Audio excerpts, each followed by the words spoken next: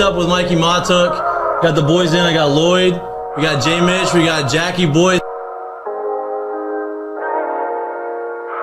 He tried to jump up and he might have knocked it in. Good time. Let's go. What a start to the Monday. Liar! I mean, I'm from Lafayette. My boys would come in and say, oh, God. So me and Joe on the ground. I got Joe in the headlock. And he's sitting there. helmet. He's punching me in the stomach, like steady punching me. Here, and as everyone's sitting around, who here thinks Ovchinko can practice today after having 5 full beers? And he goes, Chad Jones, right? Chad's doing the team 6 minutes. for 7 minutes, right? Chad's like, no, man, I don't think Ovchinko can practice today. And I was like, I look back, I'm like, Jesus Christ, dude. I fucking saw you there. You were more fucked up than me. Be on the Spirit plane had some issues. I think she was sleep farting. You heard her or you just thought it was her? I sat right next to her. I smelled. Whoa. What was that? How to start the show.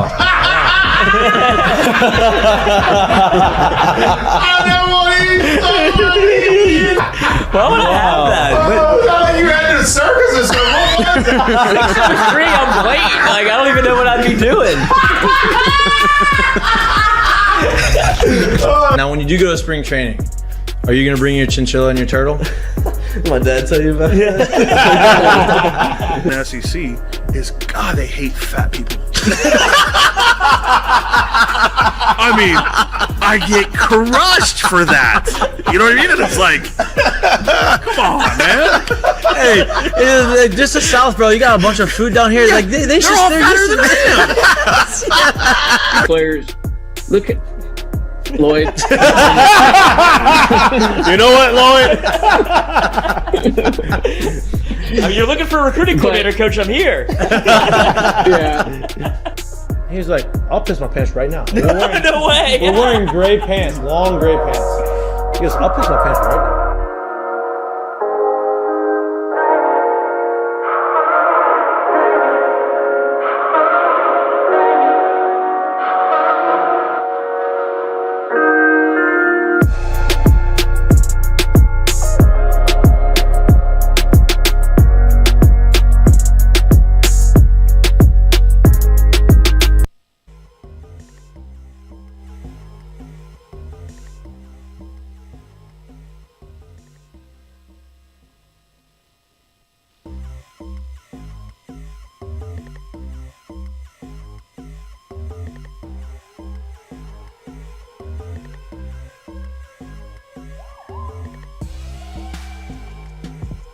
Hello. Good evening. Welcome back to Mik'd Up. Today's March 13th, Monday, March 13th. Look who's here. Yeah, I'm back. I appreciate the boys. I appreciate Mitch. I appreciate Lloyd for picking up the slack. That's what teammates do. They next man up mentality. They pick up the slack when someone is out. They did that for me. I had some engagements that I had to go to that I couldn't get out of. I am now back. I am exhausted, but I am back. I actually had a pretty good night's sleep. I'm pretty recovered. I know you're exhausted, Jay. You had a big weekend down in Dallas again. You're making that trip down there. Your boy's been on the road a lot recently. Yeah, you've been driving a lot. It's okay. I get road. that. I feel that. Putting little miles on the new whip. Yeah, the boy's been on the road a lot. It's been a minute. Me and Lloyd were Lloyd was at a wedding on Saturday in New Orleans. I was also at a wedding in New Orleans on Saturday. We had no idea. He didn't even tell me he was in New Orleans. I didn't tell him I was in New Orleans. We didn't cross paths. Probably for the best. Probably for the best because it was daylight savings time, which good riddance. That is over with now. There's no more daylight savings. I am very happy that the days are longer. The sun doesn't come up quite as early, but it stays up way longer. Great for our golf games, right? Not on Mondays and Wednesdays, but on Tuesdays and Thursdays. Possibly you can stay out there a little longer, right? Get out there a little later, stay out there a little longer, play some golf throughout the course of the day. Drink a little bit. I'm very happy that daylight savings time is no longer a thing. I think that was very much that's long overdue. So I'm very happy about that. But on Saturday, it's when the daylight savings time goes forward an hour. So, I looked at my clock when it was 1:59. It went to 2, but there was no such thing as 2 o'clock. It went right to 3. Just skip that whole 2 o'clock hour. And so it's probably best I didn't go out and didn't see you because I probably would have gone out had I seen you. Yeah, we'd have seen the time change. Yep. I did it right that night. I was tucked in bed about 12:30. Listen, I had 2 pizzas. So I ordered a pizza from DoorDash. No, listen. You mean like slices or? No, listen. I ordered a DoorDash pizza. What time? Before midnight. I was like, oh, this is perfect. It's before everybody's really going to start ordering it in New Orleans. Says it delivers at 12:04. I go out to see it, no delivery. Someone snagged my pizza. Was Bo there? Right? No. Bo eats used pizzas. Snagged it. I'm like, this. He says it's delivered. So I checked everything. Okay, this motherfucker. So I was like, all right. Went to the DoorDash, said I refunded my stuff, said whatever. So wait, how do you think this happened? I have no How idea. long was it sitting there? It wasn't sitting there that long. I was literally ready. I was looking at, okay, they're here. I'm going to go. And he's like, hey, your DoorDash is arriving. Oh, it's delivered. I'm like, oh, he must have just went to the front desk and dropped it off. I think he gave it a handoff to somebody. Right? Somebody, no doubt. No doubt, Nice right? little form handoff. I think it might have been a little quarterback keeper. Yeah, that's also, I think, nice so. little halfback lead. Right So anyway, so that happens, right? So then I order another pizza. Pizza Literally smells 10 awful minutes. good. 10 minutes later, order another pizza. Same shit happens. 26 Nebraska. 2 pizzas by DoorDash, 2 times. Both times stolen. I said, this is ridiculous. So did you eat any pizza? We ended up walking a few blocks to get pizza because That's my the wife, spot we went my to. wife, no, not to that spot. Not to that spot. Not to the spot we Not went to that spot. This spot was a little bit better. This was like I ordered it on DoorDash to go pick up this time. It was ready when we got there. We went. Much needed because my wife needed some food. She definitely needed some food. Gut sponge. But it was a good day. Okay, let's get to the Heineken headlines because Jay Johnson Mondays. Jay is coming on the show via video call at 6:10. I don't want to keep him long. I know he's very busy. He's prepping for the game tomorrow. They play UNO at home tomorrow. It is not the last non-conference game, but it was the last game before he gets into the SEC slate. LSU made light work of Stanford this weekend. They didn't play more than 7 innings all weekend. Scored a ton of runs. Gave up barely any runs. It was a very impressive display of baseball by the boys. We'll talk to Jay about that. Talk to him what we can expect this weekend going to Texas A&M for the opening weekend of the SEC. Jared Jones also coming in studio at the 7 o'clock hour to talk about his monster weekend, talk about the adjustments he's made at the plate through the course of the last couple weeks, right? Because before that, he kind of went into a little bit of a slump, as everyone does, especially freshmen. He comes out in a big way. It's 4 home runs and 4 at-bats. Large almost way. 5. Huge way. Yeah, almost 5 home runs and 5 at-bats. But he rebounds really well. Will Wade is back in the boot. He is now the head coach at McNeese State. Good for him. I'm very happy for him. He had to fall on the sword here at LSU. It was either him or football. I don't know if he fell on it or if he got pushed on it. I mean, it was either him or football. I think it's always going to be football's always going to win that battle, pushed right? on it. I don't even think he fell on it. Yeah, so they sacrificed Will Wade. You're telling me football is more important than what I'm doing at basketball? Yeah, and look, he did a great job, and I think he's going to have some success at McNeese. But for everybody thinking that it's going to be doomsday for LSU basketball, I would just hold. Doomsday in the sense of, hey, they're going to steal recruits from LSU. Like I'm not worried about them stealing recruits from LSU. I'm worried about somebody else stealing recruits. I think he's going to do well there, and he's going to have success there. But it's not. It's McNeese State at the end of the day, and those big recruits that LSU is going to lose, aren't going to pick McNeese State over some of these other bigger schools that may be recruiting him. We're going to get into that. NFL free agency is well underway. The new league year has started. Aaron Rodgers is the hot topic. Is he going to sign? When is he going to sign? Where's he going to go? It seems like he's going to go to the Jets. We'll find out soon. LSU women's basketball. They get the 3 seed. A little controversial. It's been like that all year. But they're in a tournament. It's tournament time. Now it's put up or shut up, and I think that's the way they want it, right? It's time to go. There's no more talking about we should have been this, we should have been that. Let's go out there and win. Let's prove to everybody how good we are, right? And the last thing we want to talk about, or we will talk about, or try to get to throughout the course of the day, is the Saints. They've cleared a ton of cap space. They've signed their new quarterback. They have a lot of opportunity to go ahead and build a team for not only next year but for the future with a lot of draft capital and those types of things. So we're going to try to get into that. But before we do that, it is, like I said, Jay Johnson Mondays. These were the Heineken headlines. And Jay is so kind. Is he in there? Not yet. Not yet? Okay, perfect. I went through them. I was trying to go through them quick. I know. He's usually very prompt. I I haven't gotten an email. I haven't gotten an email back. I was being very conscious of Hey, if you're his time. Right? So here's the deal. Before Jay gets on here, talk about my little incident. I'm sure this has happened to a lot of people that have ever flown Southwest. I used to enjoy Southwest. I don't really enjoy flying Southwest anymore. But there's 2 places that I will fly Southwest to all the time because of the nonstops. New Orleans to Tampa, always have good nonstops from there. And then from New Orleans to Vegas. Southwest has a great nonstop from New Orleans to Vegas, right? To Miami, too. They got to go in there. Yeah. But I don't really go to Miami. I've been to, I've used Southwest to Dallas, Tampa. to Houston. But I'll fly out of Baton Rouge to Dallas. Yeah. You know what I mean? So I don't usually use it that much. I used it this time, right, because of the flights and the nonstops and all these things, right? So I'm going there, and all good things so far. I always pay the extra $25 to get the early bird check-in, so I'm in that A boarding group. So I know that I'm going to either get an aisle or in a window seat. I particularly like the aisle seat.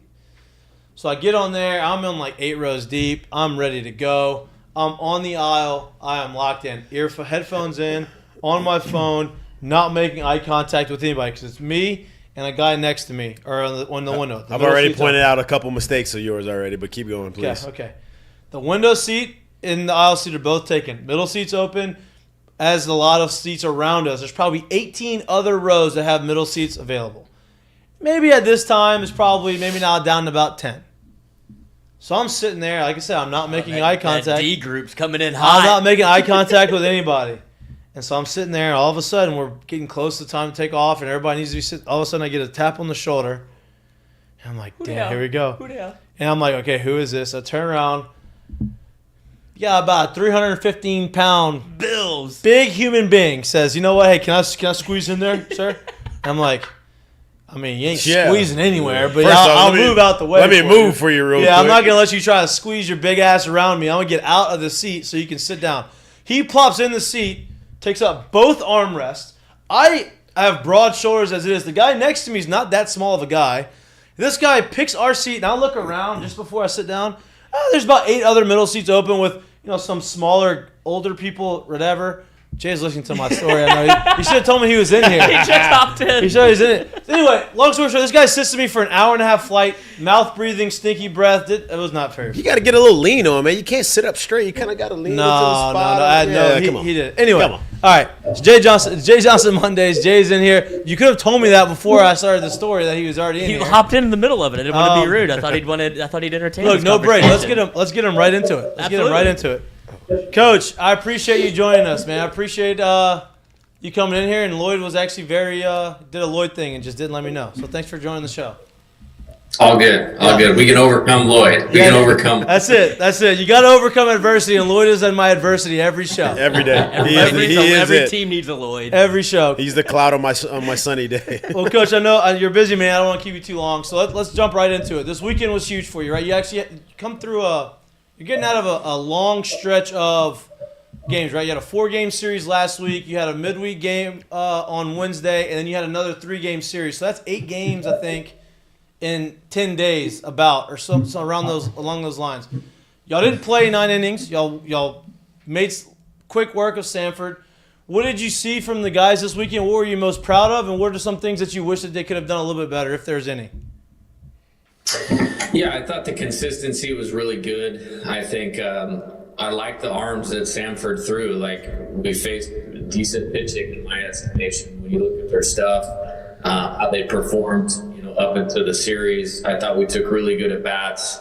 I thought we played good defense. I think we only had 1 error in the 3 games, and so that was good. And then the pitchers, really good. I mean, Paul was Paul. Ty had a really good start. Patrick was really good yesterday, and kind of a hard weekend to evaluate the bullpen. We didn't get a lot of guys in. The couple of the 10-run rule things snuck up on us.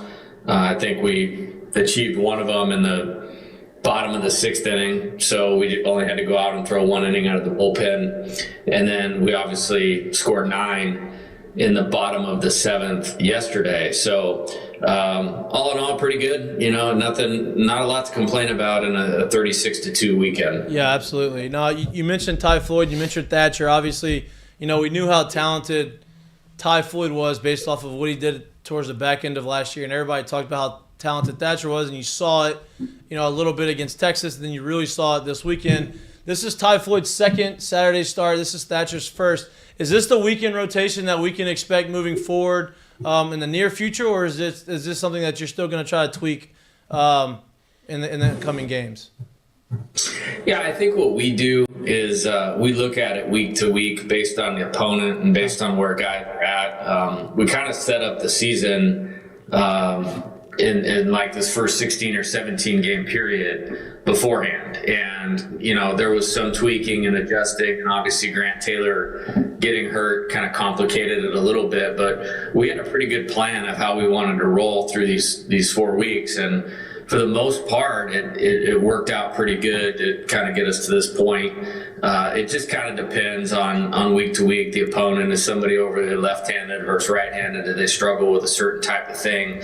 Now, that being said, I have confidence in the guys that we rolled out there this weekend on the weekend, have confidence in the bullpen. But, I mean, you're looking at other guys, right on the fringe of this thing. Like, Chase Shores is giving up 1 run in 9 innings and has pitched really, really well. There's guys emerging, Griffin Herring, Micah Bucknam, 2 freshmen that I want to get in the ballgame more often. And so that's been the one challenge with the shortened games deal is I would have liked to have gotten a few more guys out there. Tomorrow, midweek game against a team that's doing well, and I think they have 11 wins so far.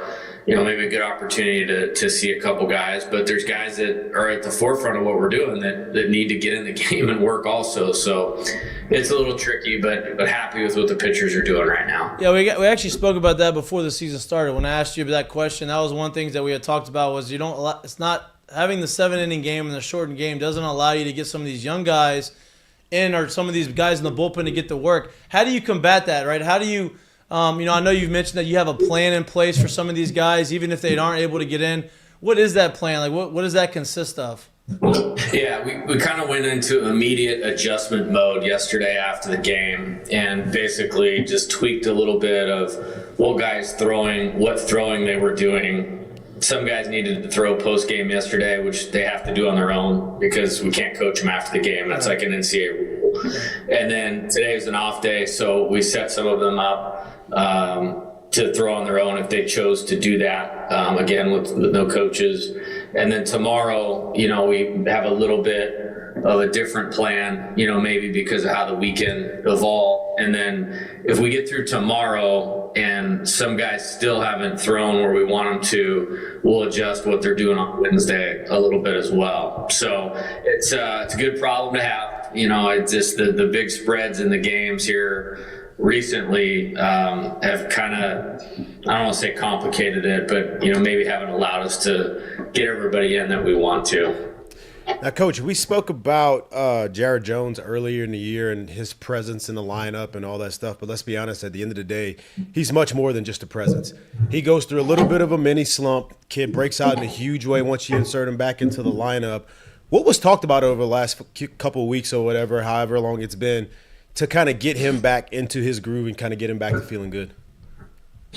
Yeah, I think, these guys that come to LSU, just like you guys when you came to LSU, I mean, they're some of the top players in the country and, sometimes haven't been challenged with adversity because every time they step on the field, they're the best player on the field. And that was probably the case for Jared. And so, having a weekend where he scuffled a little bit, you guys know this, what happens is sometimes you start pressing, you just want that good result so that you could feel good, whether that's that hit, that homer, and then you get away from seeing the ball, you get away from owning the strike zone, all of those types of things, and all the things that make you a good hitter, you lose track of, and it just becomes about trying to get a hit. Well, that's the worst thing you can do, and then sometimes it spirals. So last Monday, I brought him in, and briefly we talked about, I just wanted him to watch a game or two and just kind of see himself being in control of himself as if he were playing in that game. And then we just tweaked a little bit on some approach things, kind of talk through kind of his mental game. And then he made a very small adjustment, which is total credit to him. He's a hard worker. He's at the field all the time.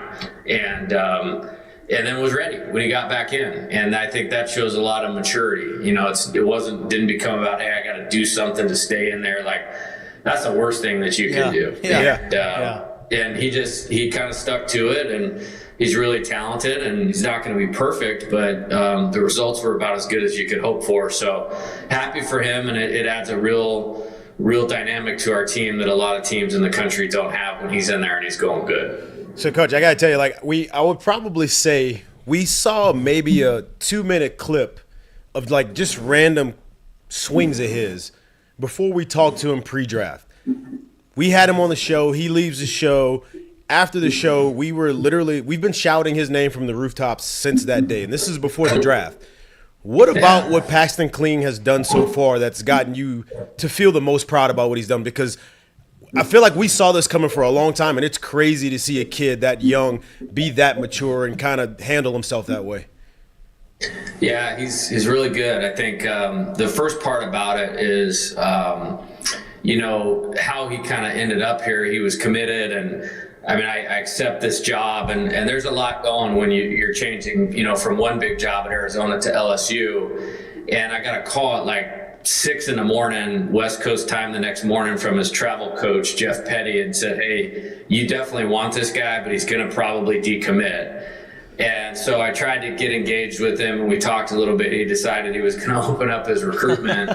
And I was kind of upset at first, but, then thinking through it, I mean, he wanted to establish a relationship with whoever was going to be his college coach. And so I called him back and just said, "Hey, I really would like to re-recruit you." And so he allowed us that. And then whether it was at the area code games, at the Team USA trials, I just tried to be present and showing him like, hey, like we're here. Like, this is how it's going to be if you come play for us, is we're going to be really available for you. And sometimes you have to show really good players, kind of love in that recruiting process. I flew up to Roaring Springs, Pennsylvania on like a Wednesday last September. Shortly after that, we brought him on an official visit, and then finally he said, "Yeah, I'm going to come to LSU." And so going through that process, I feel like we connected really well, and I learned a lot about him. And the two things I learned about him was baseball and his career were super important to him. And so I was like, this guy I know is supremely talented, but he wants to be really, really good. Like, he's one of those guys that, you need to have your I's dotted and T's crossed when you talk with him, because he's really serious about his craft. And then pulling his name out of the draft, I thought showed a lot of maturity. A lot of kids get super emotional about that pro baseball thing and this draft thing, where this guy has a longer term picture where he wants to be a major league player for a long time, and knew he was a little bit green, just coming from the area of the country that he did, and would really benefit from this experience and playing and developing. So that was like another layer of like, and this guy's got something unique to him. And then when we started on our development stuff in the fall, like we really pushed him forward. Like I was hitting him at the top of the lineup for either team on the inter squad just to try to catch him up in at bats. And then just his willingness to learn, his coachability, his work ethic, like that kind of showed me another layer of maturity. And then, got off to a little bit of a slow start, which, hey man, it's a big jump from high school baseball in Pennsylvania to Division I baseball. And so he was a defensive replacement a few games, but he was just totally about the team, and he was working. And it's like, man, when this guy gets in and gets going, it's going to take off. And then once we put him back in, when we returned from Texas, it's been like, I mean, he's had like 700. Has he been out? 5 for 4. And I think you nailed it. Like, when you're a freshman, especially coming in, because you want to make a great impression, not only on you, but on the fans and on the guys on the team, and you want to prove that I belong and I earn the spot, to come in there and not start off the way that you want to start and stay with it and stick with it and still be, that same type of guy. I think that shows a lot about his character and how good of a player he is. And I think he adds a different dynamic to you. Obviously, he's really good defensively and he can run, but on the base paths, like he's stolen a few bags, and I think he's the one guy I feel like he does something a little different than everyone else. Yeah, no doubt. And I'm craving for that. Like, there's a super part of how baseball has evolved with the walk and the homer, like the only important stats. Like, sometimes I'll feel like my hands are tied coaching wise because the game's kind of built around that. You don't want to run yourself into outs, but like, I mean, I got here by being super aggressive. Right. Well, now we have a player like that can outrun the baseball. Right. And I know that's funny saying that. And cool Papa Bell. He hit a line drive up the middle and hit himself in the head.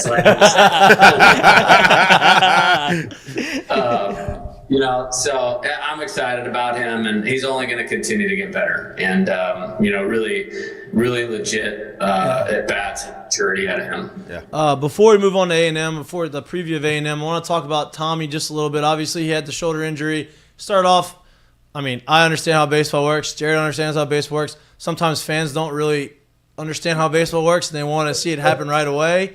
So they're worried about him after 5 games. He's obviously gotten extremely hot. He's pimping grand slams to dead center field, which not many people can do. That's very impressive whenever you know you've hit a ball out to center. But you put him back at third base. He made a play going to his left. What have you seen from him, not only offensively, obviously, we've always known the talent there, but defensively and having enough confidence in putting him back at third with his shoulder? Yeah. First off, like, I knew the offensive thing was special. Like, I mean, obviously not just what he did last year, but what he did in the fall for us. And then leading into the season, I really wasn't that concerned. I think, there's a lot more hype around these guys than there ever has been. With the internet and all that. And then, at LSU, there's a lot of interest around our team, which is great. It makes it the best place in the country to play. And then sometimes I think, if they don't handle it the right way, they're trying to live up to like some standard that's completely unmeetable with baseball. And then that distracts you from what makes you good. And I mean, he got past that in a hurry. Right. And I'll just give you an example. Like yesterday, like we had the bases loaded, no outs, and he was up and he hit a ground ball 111 miles an hour at the shortstop for the play. And it's like, obviously you want to elevate the ball, and he was like kind of frustrated. And but I'm like, first off, you hit the ball 110 miles an hour, so we're okay. We're okay. Secondly, like, hey, here's a small adjustment that's going to keep you behind the ball and lift it. And then his very next at bat, he comes up in the same situation and does it exactly right, and it allows a talented player like that to, I guess, pimp a home run to center field. I never what that was like. So I tell you what, it is hard, like, hitting a ball, especially center field in Alex box, because like, look, people think center field is a hard place. That the way he hit it and how he hit it and him knowing off the bat, like that's not many people can do that in Alex box. So that's impressive. Coach, so you got Tommy, you got Dylan, you got Trey, you got like all of these older guys who've done a really, really, really good job of using the big part of the field and the opposite part of the field in this young part of the season. Have you been able to use that as kind of like a coaching point for some of these younger guys? Because it's one thing to see it in the fall. It's one thing to see it in the cage. It's another thing to see it when it actually really matters. Yeah, 100%. I think the hitting part is a very big deal to me because the game's won on pitching and defense. Like, I totally understand that. Yep. But like, if you look around college baseball, like, you have to really stand out to be known as like a really good offensive program. You have to be able to recruit the right kind of players. You have to develop them the right way. You have to, be able to, when things aren't going good, have something to go to. And we try to put all of this together, and this has been like over 20 years. And now just getting to do it with these types of talents is a lot of fun. And after the Butler game last Friday, we won like 12-2, but I didn't feel like it was a very good game. And then we just kind of came back in. We talked about it after the game Friday night and kind of pinpointed some team-wide adjustments that we wanted to make. And then it was like, boom. I mean, we've been going ever since then. And the maturity that you see in the at-bats leads it to those guys being able to hit the ball to center field, to right field. And it's like, hey, man, please throw in, because somebody tried to the other day and White hit one 150 miles an hour off the wall. I mean, it wasn't a run because it wasn't hit high enough. I mean, Jones hits one over the scoreboard. Like, it's like their ability to handle the plate and handle different types of pitchers so far and their adjustments has been probably the most positive thing about the offense. And there's no break, there's no let up so they have to pitch to somebody, and they're all kind of benefiting from that and benefiting from a good approach. Like, they can hit the ball the other way with authority. They can turn on the ball, they middle of the field well, and we'll need to continue to do that to be successful. Yeah. With Tommy back at third base, and Trey going back to first, and then moving Jared to DH, is that kind of what you envision this, I guess, A-plus lineup? I know you have a ton of depth and you have a ton of guys that you have confidence in putting in whenever they need to, but with the way the lineup has shaken out now, and with everybody healthy, is this kind of the lineup that you envisioned having when you started the season? We'll see. I think there's a lot of things we can do. There's a couple guys that are taking really good at bats. Like, Cade Beloso has taken really, really good at bats. Like, he's going to get some at bats. You know what I mean? Joe Bear has hit some key home runs, was really hot in Texas for that tournament. We know what he can do based on last year. He just hit into some tough luck and hit the ball hard. Like, he's obviously going to still figure into this thing. I really like Ethan Fry. That's a guy that I think is going to be a superstar here. There's a lot of things that we can do. Dugas kind of reemerging has been huge for our team. And it's just like there's no let up. Brady Neal's taking really quality at bats for a young player. So yeah, I think there's a lot of ways we can do it. Sometimes it'll depend on the pitching matchup. Sometimes it's who's hot, and I think what I've liked the best is when we've sat a guy and just kind of worked on something for a couple days, they're bringing it to the at bat. That they take after that, and that's a really good sign of aptitude, because not everybody can do that. So, Coach, SEC play starts this weekend. You guys take the show on the road to a team that was finished the year in Omaha last year. In your mind, in your eyes right now, what is it that the LSU Tigers need to do to be successful this weekend and come away with, at worst, the series win? Yeah, I think first off, we need to play tomorrow night. Like, I know it's very coach speak. You just can't get past that. It's a team that's got 11 wins and is playing really good. But as far as the weekend, and this is not relative to this weekend, this is relative to the rest of the schedule, is just play in character. Yeah. You know what I mean? And not disrupted or distracted from the things that make us really good, and just kind of doubling down or recommitting to playing the game with the right mindset, the right fundamentals, whether we're up 10-0 or down 5-0 or in a one-run game late. I think the pitching improvement gives us a little bit more margin for error. At times last year in SEC play, I felt like we had to be perfect or we weren't going to win. And that team did a great job. We won 17 games and finished in fourth place in a team that sent 4 teams to Omaha, or in a league that sent 4 teams to Omaha and 6 or 7 to the super regionals. So I think just playing in character, and I've seen some things that make me believe we're going to do that, but the game really tests you and challenges you. This will be a test. Like, this is a veteran team, definite national championship contender on paper with the players they have returning, and it'll be one of several tests that we get to test our mettle or mindset and play against, and it's really, really exciting. What are some of the challenges that A&M themselves brings to you? Obviously, you go to A&M playing in is it College Station? No, College Station, but I was going to say Kyle Field. That's the football stadium. What's the baseball stadium called?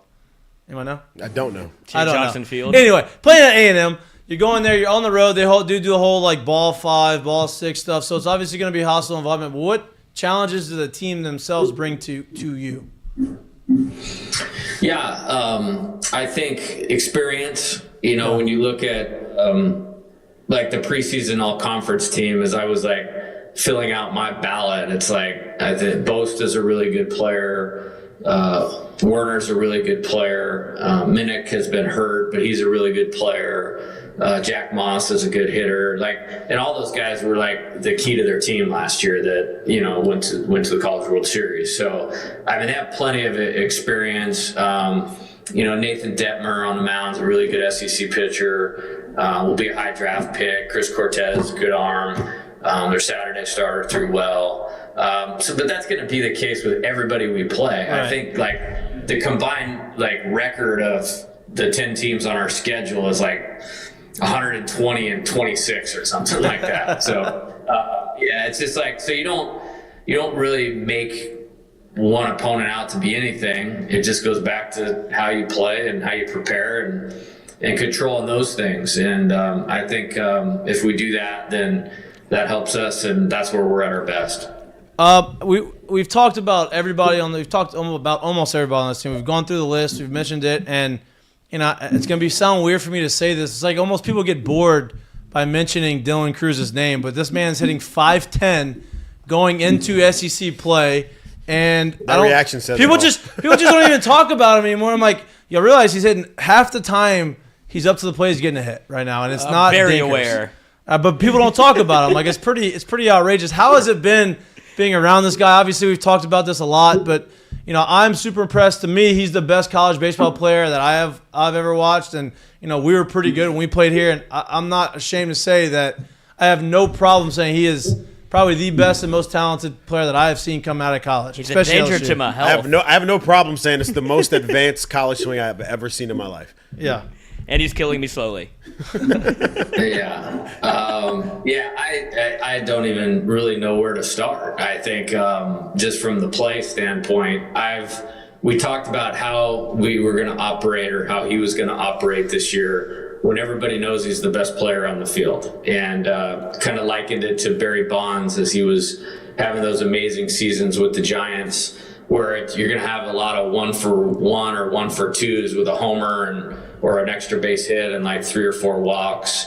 And to see him execute like his plan and not get outside of it is ridiculously special. Yeah. And there was an example on Friday, Friday's game, it actually got us going.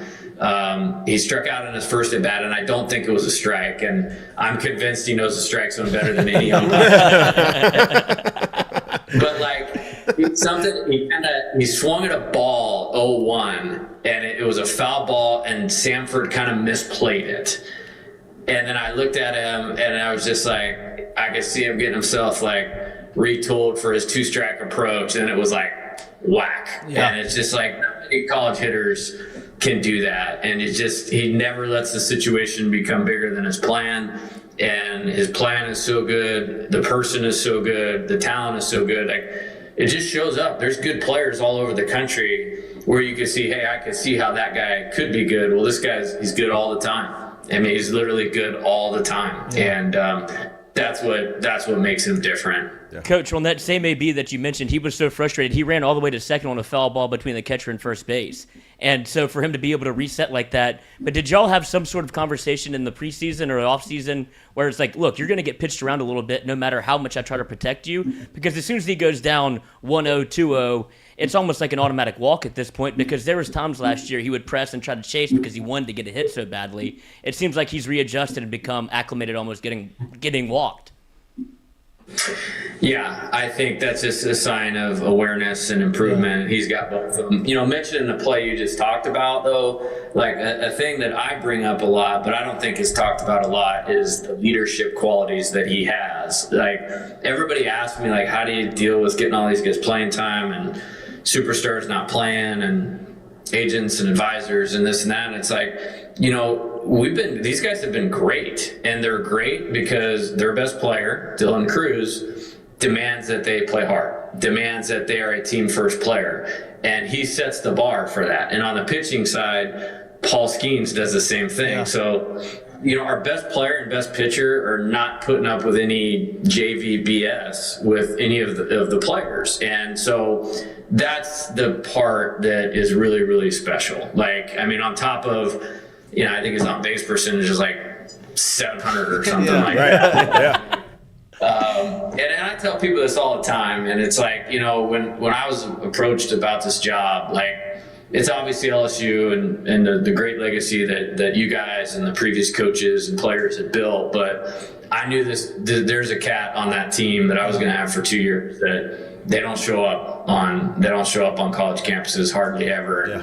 He's deserving of all the praise that he gets, and it's awesome to see and be a part of, and it really lifts us. He did the same thing yesterday to get us going. Coach, switching gears a little bit, I got one last question for you.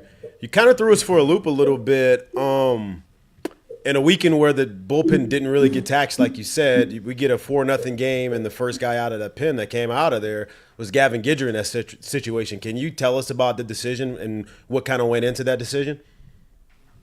Yeah, we line up the game all the time. It's like one of my favorite parts of coaching is, lining up the pitching for how we're going to win and having Wes calling pitches and, helping me with matchups and all that. Like, it's a blast. And having the talent that we have.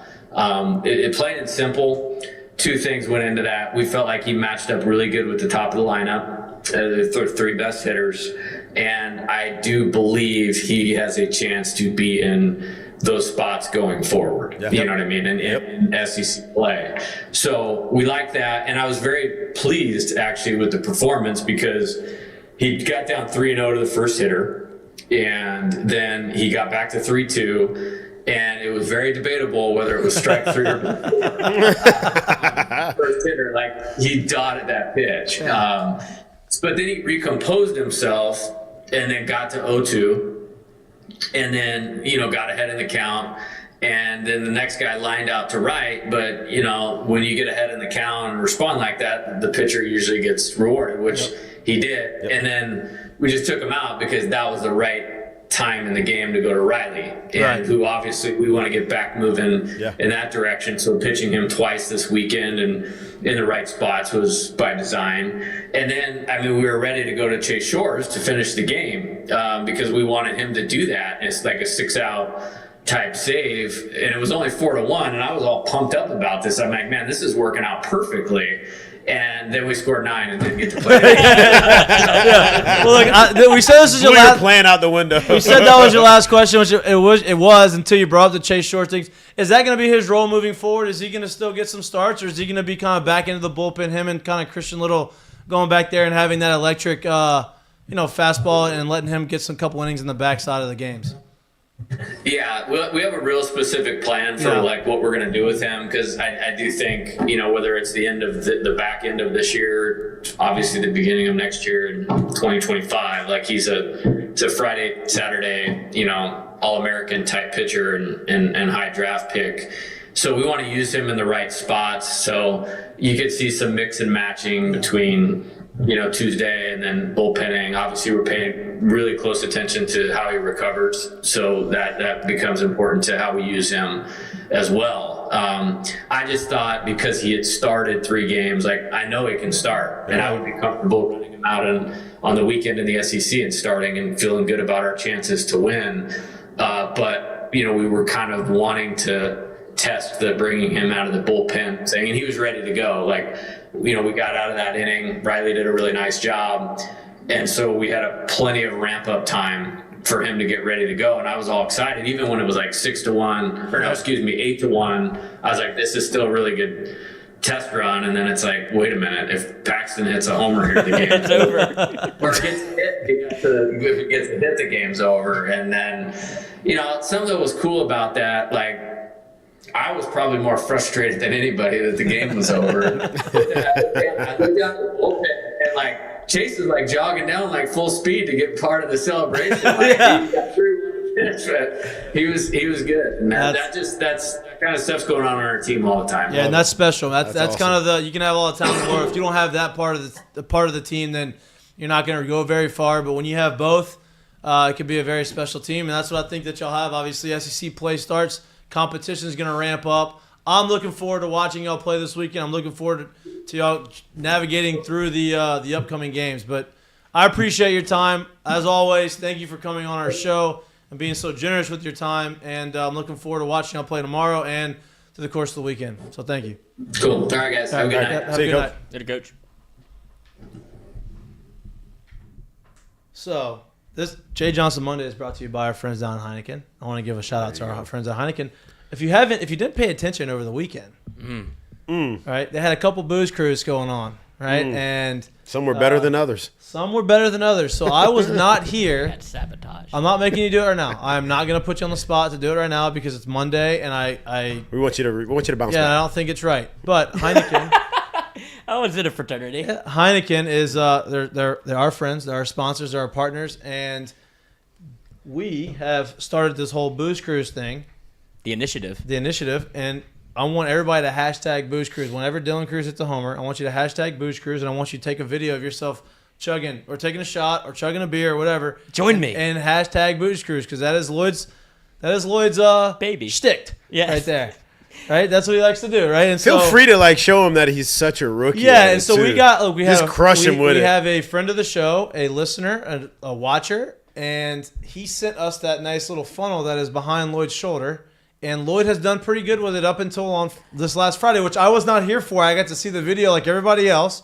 And we've had a couple submissions throughout the course of the weekend. We wanted to see this grow, especially now that SEC play is starting up. And I think it's a fun way to enjoy it. Now, if you're going to do it and you really want to be part of the show, go ahead and get you a Heineken Silver. Like we talked about before, Heineken Silver is very light. Fastest time gets a free case. Fastest time gets a free case on us. I'll pay for the case of beer. It's their equivalent to Mik'd. It's very light. It's 95 calories. It's 4% alcohol. It tastes very, very good. I'm not just saying that because they're our friends and our partners. I am saying that because I do enjoy it. I don't really drink Heineken, but I do drink Heineken Silver. It is in the rotation of the ice chest when we go tailgate, and when we do have a mic'd up tailgate during the SEC play, we will have Heineken Silver in the ice chest. So go ahead, give it a shot. But on top of that, go ahead and hashtag Booze Cruise every time Dylan Cruz hits a homer. Send a video, tag us, and hashtag Booze Cruise. We're gonna pick our best submissions, and we're gonna every week we're gonna pick one. And we're gonna give a case of Heineken Silver to y'all. I think that's a good one. I think that's the best way to do it. Yes, I think so too. Just to set the record straight, obviously, beer might be my enemy. It's not the drinking part, and I may have had a saboteur on the pour. Please explain how.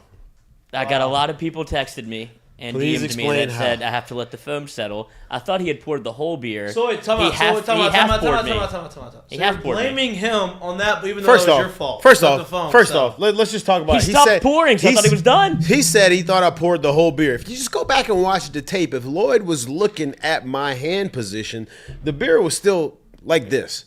So it's very obvious I can't pour the whole can out unless I tilt it like this, right? So you're full of shit right now. You're lying. No. I was looking at the tube, and I was like, all right, it's getting pretty full. It's probably time to go, and I figured you're about to top that thing off. Then you're telling me that's just your eyes are in the wrong place. That's all. That sounds like me. You misjudged the pour. Okay. You misjudged. You won't misjudge next time, though. I get it. See, whenever we did this in college, there was no misjudging of the pour. It was straight in, boom, go. Because you kink it at the bottom. It all fits a 12-ounce beer. And then whenever you're done pouring, you let it settle, then you go. Yeah, but you didn't do that. So when you're done pouring, what happens? Yeah. So when did you see? Did you see me? No, but okay. I'm just checking. Well, when you have a whole room full of people going go, it's like, all right, I'll go. That's called peer pressure. Yeah, well, that's called not understanding the moment and not being. The moment got a little too big for you. Lights got a little too bright for you. You didn't calm it. You didn't stay within your plan. We just talked about this. This is why Dylan's elite and. You know what? We're just going to go on to the next subject.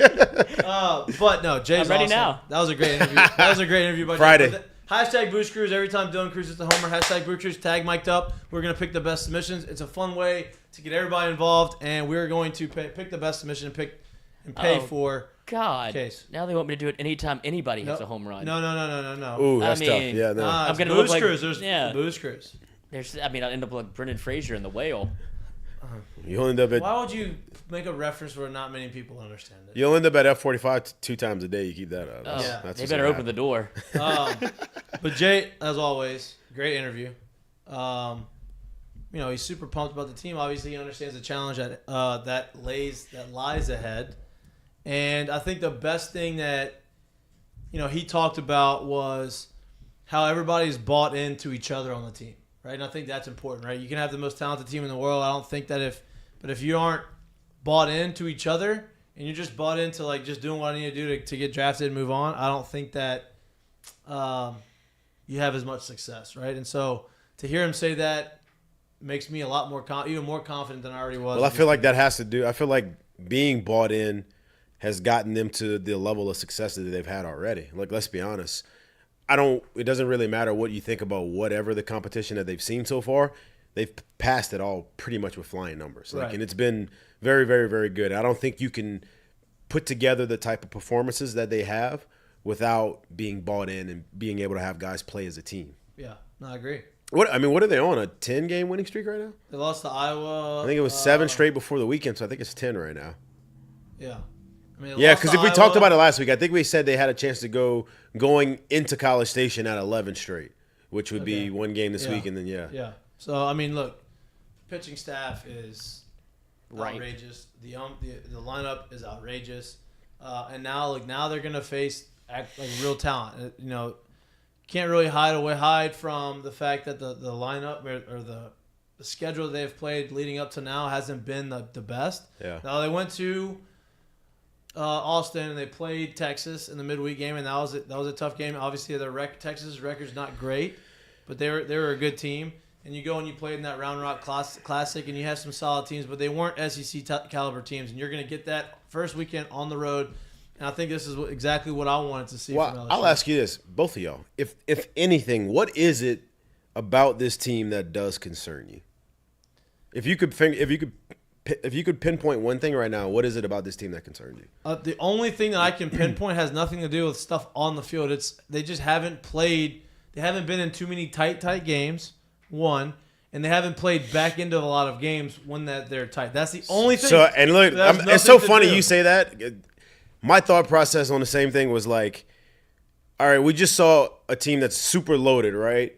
Well, they just had a weekend where a guy that started 3 times for him this year, who was going to pitch out of the pen, because I failed, because he has a real chance to be special there this year, right? Like right now, right? He was going to pitch out of the pen this week and didn't get a chance to pitch. Now, it's not his fault. It's not the coach's fault. It's literally the circumstance of what the game is, how the game has been, in the sense of there was 6 innings that they didn't play this week, at least 6 innings. Right? They 7-7-7, right? So if you have those innings, he gets a chance to pitch, right? If we have those innings, Riley probably gets a chance to pitch twice this weekend. Cooper. Yeah, so, and then Christian gets the pitch.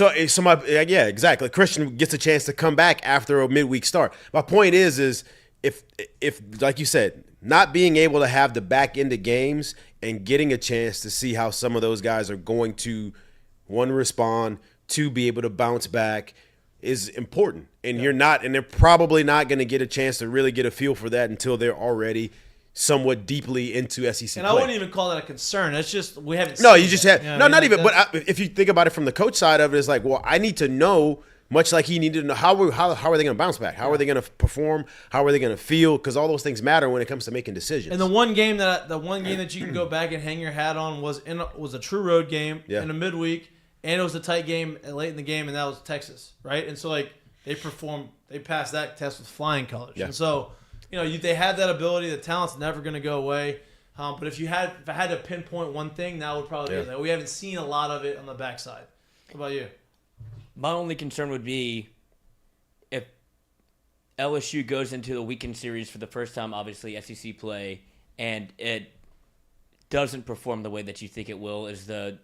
Like we talked about this a little bit on Friday, is how the reaction is going to be, whether it be a Friday, Saturday, Sunday. Just to see, because obviously this is what they're going to point back to. There's easy, lines you can draw from A to B to they played a week, off-season schedule or whatever you want to call it, like a non-conference schedule.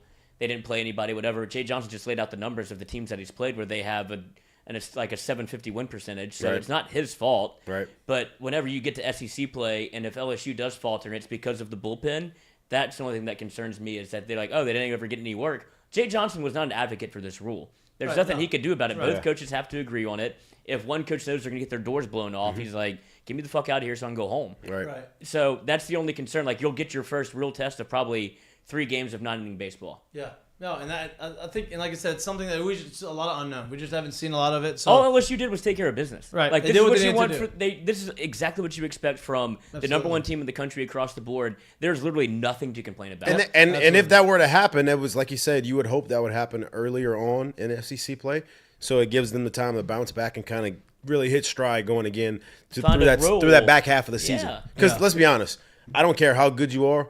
the monster's coming at some point, No right? doubt. And it's how quickly can you get to the other side of it? No doubt.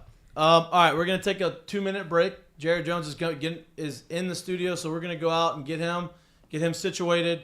We appreciate you watching. You're watching Miked Up. We'll be back in 2 minutes. Oh, you have the sticker on your head. Well, that's because we're brought to you by Evco. There you go. Every Who's single- Evco? Evco Development. There we go. Evco Keep Development. going. Evco Development is a civil construction company based out of Lafayette, Louisiana. They specialize in Math waved bye-bye to me long ago, so I never had a chance to work there. Like You what? math, engineering and all of that such. So, the smarter people. So civil engineering, let me explain to you how this works. So civil engineering is more about the earthwork and the ground, and you prep the land before you build vertically. And I don't know how much mathematics that they are actually doing. Maybe Jay can tell us. In that spot. So I don't think the math excuse to you is a thing. But Evco Development, our friends, that's why you have the sticker on your forehead. I'm sure your friend, Tyler Day.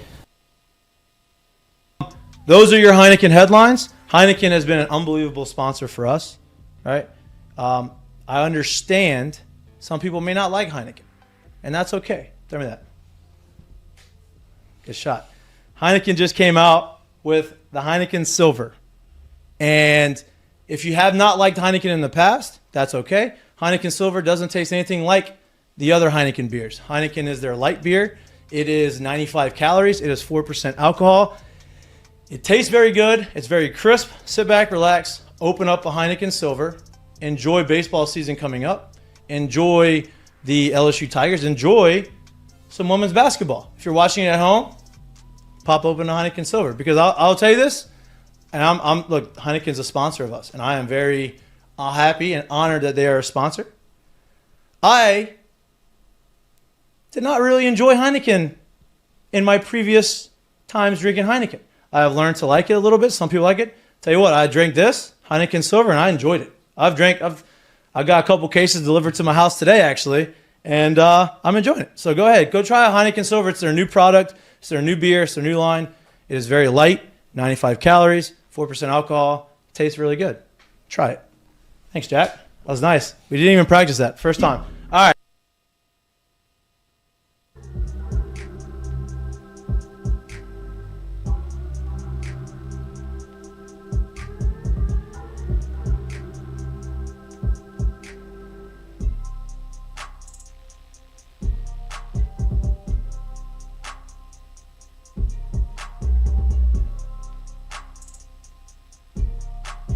Welcome back to Mic'd Up. If you're just tuning in, you missed the Jay Johnson interview. That's okay.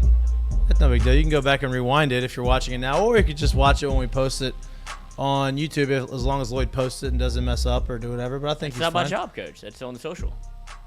Posting it on YouTube? That's the social part. You don't post it on YouTube, okay?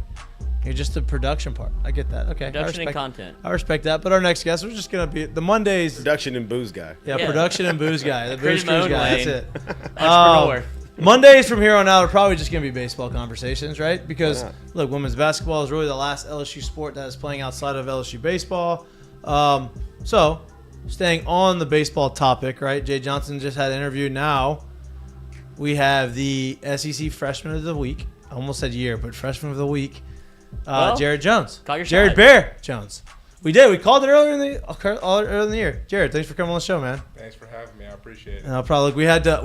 If you don't see the Heineken, we had to lift the mic up on the Heineken because he's too big. The biggest guy we've had in He's studio. the biggest guy we've had in studio, and that's saying a lot because he has some big guys.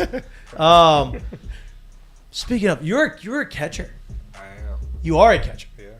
I mean, that's. Oh, you still claim it? A little bit. I mean, So- I'm gonna hang on to it as long. Well, as that's my next question is like, what has the conversation? Because obviously Brady Neal's catching, he's doing a really good job behind the plate. He's a freshman. Y'all are both freshmen. Right. What has that conversation? Have you had that conversation as like, hey, how do I get any innings behind the plate, or are you just saying, you know what, I'm just gonna try to like hone in my where I skills fit on the in, backside, and then just wherever I can keep hitting homers, I'm just gonna play. I mean, we had that conversation at the beginning of the spring. He said, this year it's going to be Alex and Brady doing the work behind the plate, and I completely understood that. They've done a great job to this point. When I go to summer ball, he's going to get me on a team that I'm going to catch a lot in the summer. Oh, nice. And then, come back next year And hopefully the plan is for it to be me and Brady next year behind Yes, the plate. that'd be good. Is there anything that so not catching predominantly right now? Obviously, catching takes a lot out of your legs, right? Has there been anything that you've been able to learn about your swing or about yourself by not having to do the other side of it as much right now? A little bit. Like I started off the year DHing, and kind of when we started that, like in the preseason inter squads, it was kind of a struggle because I'd just be sitting in the dugout for 3 innings. DHing sucks sometimes. Go hit, and if you're not used to it, it's tough. Yeah. So like I'd have to start, looking up at the scoreboard, seeing, okay, I'm up 4th this inning, or I'm up 5th. Now I need to start getting loose again and getting my swing right and getting mentally locked into my next AB. So would you? So I mean, I experienced some of this when I DH'd. I didn't DH a ton, but like when I was DHing in pro ball, if you're at home, you usually had a cage that you could go to, right? Obviously, the cages at LSU are too far down; they're not covered in front of everybody. Or at least they're not connected. They're not connected right now, right? So it's kind of hard to get down there. But if you had it, would that be something that you would look into doing? Like maybe go and take a few swings before? I would. I mean, right now I go down like the tunnel between the dugout and the locker room. Yeah. Our strength coach, Derek Groomer, has med balls set up, band work set up. So I just go down there, do a couple stretches, throw a few med balls, do a little band work, and then I get on deck and just kind of swing the bat. What has your adjustment been like, right? Because Jay talks about a lot. We've talked about a lot. The biggest adjustment you're going to get in baseball is coming from high school to college, right? Now that you're playing in the SEC, you're about to have SEC schedule started up right now. But, when you get through the SEC, the competition in pro ball is kind of very similar, right? But from high school to college, that's a big jump, in competition, right? Yeah. So, like, how has that adjustment been for you, making that jump? Because you've obviously hit the ground running. You started off super hot. You went for that it was a tiny stretch of like, just kind of unsure, maybe a little tweak. We talked about off air. And then you got hot again. So how has that adjustment been? It's been difficult, but I think the fall, playing against Paul Skeens every Friday night and then Thatcher Hurds on Sunday, it gets you adjusted pretty quick. Even the coaching staff has done a good job with it as far as the mental side of things. So the fall really helped out a lot. Like when you talk about a team that has 2 Friday guys throwing on Friday in a fall inter squad with, it was every Friday it was Paul versus Grant Taylor. If you took those guys and put them anywhere else in the country, they're still Friday night guys for anybody else. Yeah. And we had them both on our team. So obviously, Grant Taylor out for the year, which sucks. He's one of our best guys, but he'll be back next year. And then so Saturday we'd show up and say, okay, well maybe it's a break today, and then you would have to face Ty Floyd or Thatcher Hurd. So you get adjusted pretty quick, and then just jumping into the season, Coach Johnson, pulled me into his office as he did with everybody and talked. This is your role for the year, not really role, but like this is where you're going to start the year. And he just instilled confidence in me that he was going to give me some opportunities early on, and so I just went out there and kind of did my. You had a great fall and great spring, right? I mean, he said that. At all the freshmen, at all the guys on the team, that you came out, and I think you had the best numbers of anybody, right? And that's got to give you a lot of confidence, especially facing the guys that you mentioned going up against. Like, you're not just doing that against walk-ons or back into the bullpen guys that aren't really pitching. You're doing that against guys who are throwing 100 miles an hour and who are going to be first-round draft picks. Like, that's got to give you some confidence leading into the season, right? For sure, and I think he does a great job of, he pushed me enough to where I was able to get comfortable playing, but then – when I went through that weekend last week and I'm kind of struggling, he was able to pull me aside and kind of slow me down a little bit, get my feet up under me, and get me ready to go for this week. And you said, we talked about it off air, you talked about the little small, he talked about 20 minutes ago, he mentioned you made a small adjustment technique-wise, whatever, in his swing. It was more about mentally getting prepared and getting the mental game right. What were some of those adjustments that you did? Because he didn't go into depth, and I know that you kind of did a little bit off air. Right. So like I said, I just going back and watching those swings from 2 weekends ago, shoulders were moving a lot. I was kind of flying open a good bit and wasn't able to see the ball as well. I mean, I was chasing curveballs in the dirt, swinging at fastballs up out of the zone, and that's kind of how guys are going to get you out at this league.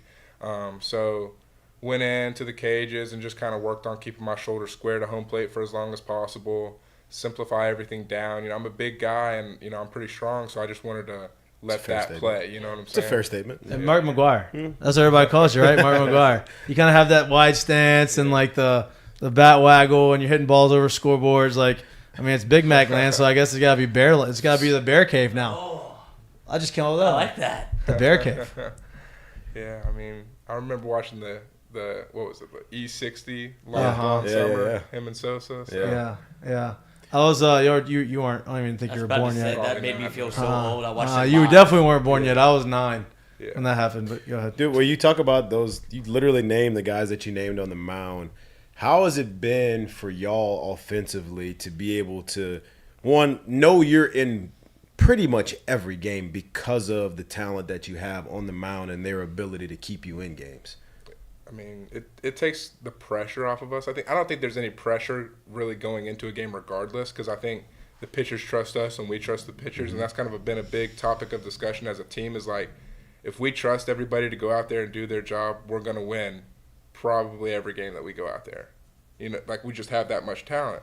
So if we trust each other to go out there and do our job, then who's going to stop us? It's kind of been our mentality. Right. And, you know, we've had some bumps in the road. We've started games slow.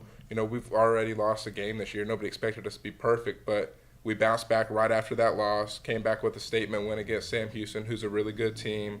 And then from then on, it's just been, you know, run rule and home runs and shutouts. And I think what's special is you look at like Reds. you go look. They're too young to get in Fred right now. You're right. You look at like Alabama's got a freshman who's got 10 homers. You look at Jack, I think Caglione at Florida's got I think 11 or 12. And you see these numbers, right? But then you look at LSU, you look at y'all are beating the shit out of everybody. Y'all are hitting a ton of homers, but it seems like it's very spread out, right? You're leading the team with 6, but you have the lineup probably has more power than any other team in the country, and it's just so spread out. I think that's a credit to the guys in the lineup, right? Like it's what Jay said earlier. What I am harping on a lot is everybody's bought into each other, right? Everybody knows how good y'all are, but everybody's bought into each other. And I think that's the separator between you guys and a lot of other teams. I think it has to do with like we have a good combination of old talent and young talent, and Cade Beloso, Gavin Dugas have been here for 5 years. They've been through ups and downs their whole career. And when I first got to campus, you know, I'm a young freshman. I want to make a name for myself. But they kind of, you know, take it slow, enjoy the process. Like, we've been here before. You know, we know how this thing operates. And those two guys have been amazing. And, you know, I was looking up the scoreboard in right field has, like, our lineup and everything. And I'm looking up at it, and I'm like, he's batting 400. He's batting 350. He's batting 400. Then some guy goes and pinch hits, and you look up, and it's 750 or 600. I mean, so true. He's not so true. No doubt. It's just, I mean, some guys are being very selfless right now, you know, and giving other guys opportunities. And when they get their number called, you know, they're going to go out there and give it their best as well. Now, I was going to say the gauntlet starts now, right? Like, this is obviously – this week, you have a midweek game, and then you take the show on the road. The Fighting Blake Deans, dude. There you got the Fighting Blake Deans coming in town. He doesn't know who Blake Dean is. He'll know. It was our teammate at LSU. Now he's the head coach. He'll know. He probably already know. Yeah, exactly. Okay. So they come in town this week, but then you also go to Texas A&M this week, and it really starts the gauntlet of the schedule right here. How excited are you for really being able to go into like really hostile environments? Because it's one thing to do it one night at Texas, and then you're out of there. Right, but it's another thing to do it 3 days in a row where you keep showing up and you keep hearing the same nonsense, you keep seeing the same people, and you got to do it on the road against really good teams. How excited are you for that? I'm very excited. I mean, as a freshman, I've never done anything like this before, so I really don't have any expectations going into it other than it's probably not going to be the most fun weekend of baseball I've ever had. I'm sure I'm going to hear some things I've never heard before. That could make it more fun, though. Could make it more fun. Make it more fun. It could. Embrace the hate. Yeah. But like I said, I mean, I don't know what to expect going into it. You know, I think talent-wise, we match up very well, if not better than them, and we're going to go out there and give it 3 games of our best baseball. Yeah. How awesome has it been? So, you know, I came in with my freshman class wasn't as touted as y'all's. His freshman class was pretty good coming in. Y'all are the number 1 freshman class in the country, right? You come in there, and now immediately they're having freshman impacts. You're having a huge impact. Paxton Kling's having a huge impact. Chase Shores has had a big impact early on. Brady Neal's had a huge impact. Gavin Guidry seems like he's about to start having a lot more impact on the mound. How awesome is that to come in together as a class, right? Especially for guys from all over the country, and you come in, you have like this one common goal. How cool is it to be able to succeed together? It's very cool. I I room with 3 of those guys with Paxton, Brady, and Gavin. There it goes. So It's a pretty good room. There it goes. Of our room, like I think 3 of us came in the summer, and we just kind of like we would sit up in the kitchen and just talk about like, oh, Right. what if this happened? What if that happened? Kind of just, I guess, dreaming about it, right? Yeah. And now to see it happen, it's just really cool. And Paxton Kling came in the fall, and he started raking right away. And I've known him since. I mean, we roomed together at the PG All-American game, and so I've known him since I was probably 14, 15 years old. Played with Gavin Guidry at the PG National, so it's relationships that started to be built 2-3 years ago Yeah. that now we're bringing into college. And when you understand that, like, I mean, we had a group chat named like LSU National Champs like 3 years ago. I created. love that. That's awesome. So See, I was wondering because I perused that. your Twitter and all your likes whenever we were. Yeah, we Why were, can't you talk like a normal I think he person? just literally looks for a word he can say every day. That You have a very who uses that? expansive expansive vocabulary. vocabulary. No, he doesn't because he's never used it before. That's how you know it's expansive. It's like You it's don't the even word know of the what- day yeah. or something over there. But I was looking at your Twitter. There you go. There you go. But I mean, it goes all the way back to almost like 2019 to where you were liking LSU posts. It seemed like whether people knew it or not that you kind of were locked into LSU, regardless if it was Jay Johnson or not. I was. I mean, I obviously got recruited by Paul Maneri and Nolan Kane. They were great, and I Paxton loved put them. himself in the doghouse real quick. Well, that's what I wanted to ask you too. Like, right, Paxton decommitted. He wanted to get re-recruited. Did that ever cross your mind, or did you say, you know what, LSU is where I want to be, regardless of the coach? I trust that they're going to hire the right guy. I didn't know anything about Coach Johnson when he got the job. I was born in Georgia. I've always watched East Coast baseball, whether it be the Braves, the Yankees, LSU, Georgia, whoever it may be. It was always on the East Coast, and he was a West Coast guy. So I didn't know anything about him, but, called my agent, called some coaches that had been around, and they said, first-class guy, great coach. He's had, Chris Bryant. Now he's had Jacob Berry, countless number of big leaguers. So they knew that he was a great coach, and that kind of put confidence in me to stay with LSU. I mean, you were the number 1 ranked catcher in the country, right? I mean, our number 1 ranked catcher in Georgia. I think number 4 in the country. The draft coming out of high school probably was a big thing, right? That was something that you're probably getting talked to a lot about, and that was a real opportunity for you. What was the deciding factor? What made you want to say, you know what, I need to go to college, as opposed to saying, I'm gonna take that money and run with it? Right. I mean, I really want to win. I'm very competitive. I've got 4 older siblings that all played collegiate athletics somewhere. So Your dad did too. he did. He played football at Georgia Southern way back in the day. So Damn, don't do him that. He ain't that old. I'm mad at him. Don't do him that. Damn! My bad. Get a phone call. So, I watched my brother. He was a 6th-year senior last year because of COVID and injuries and everything. And I watched him grind it out in college. And I was like, and he said it was the most fun he's ever had playing baseball. And, if he could go back for a 7th year, I'm sure he would have. So, the draft, it is what it is. And, would I've loved to have been drafted in the first round out of high school? Sure, who wouldn't? But who also wouldn't want to come here and win a national championship? I love that, because here's the deal. You go here and you do that, you know where you're going to get drafted after your junior year? The first round. You'll be fine there. Yeah. I love that you bring that up, man, because, I mentioned to you off air before I met your dad, and your dad was absolutely beaming at the experience that you've had here so far.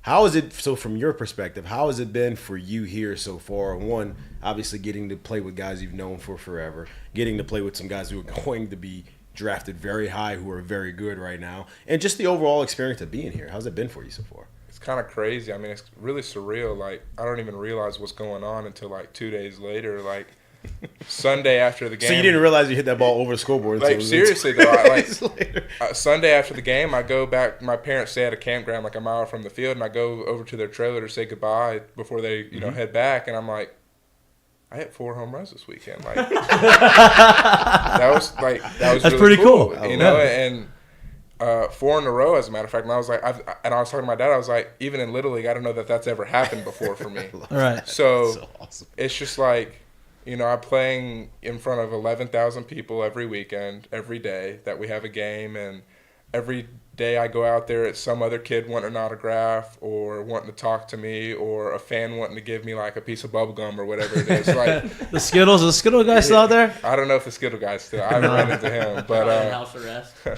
it's like the people here, it's amazing. Yeah. You know, because there's no MLB team here. Right. And that was another selling factor about LSU is like, when people want to watch baseball, they're going to come watch LSU. Absolutely. So, and it's that I think that's what separates the fans here than from anywhere else, right? Because of that, you don't have a lot going on outside of LSU other than LSU, right? Especially in the baseball world. And I mean, you said it, right? You wanted to win a national championship. You wanted to come here, and you've played in front of 11,000. You haven't even gotten to SEC. Wait.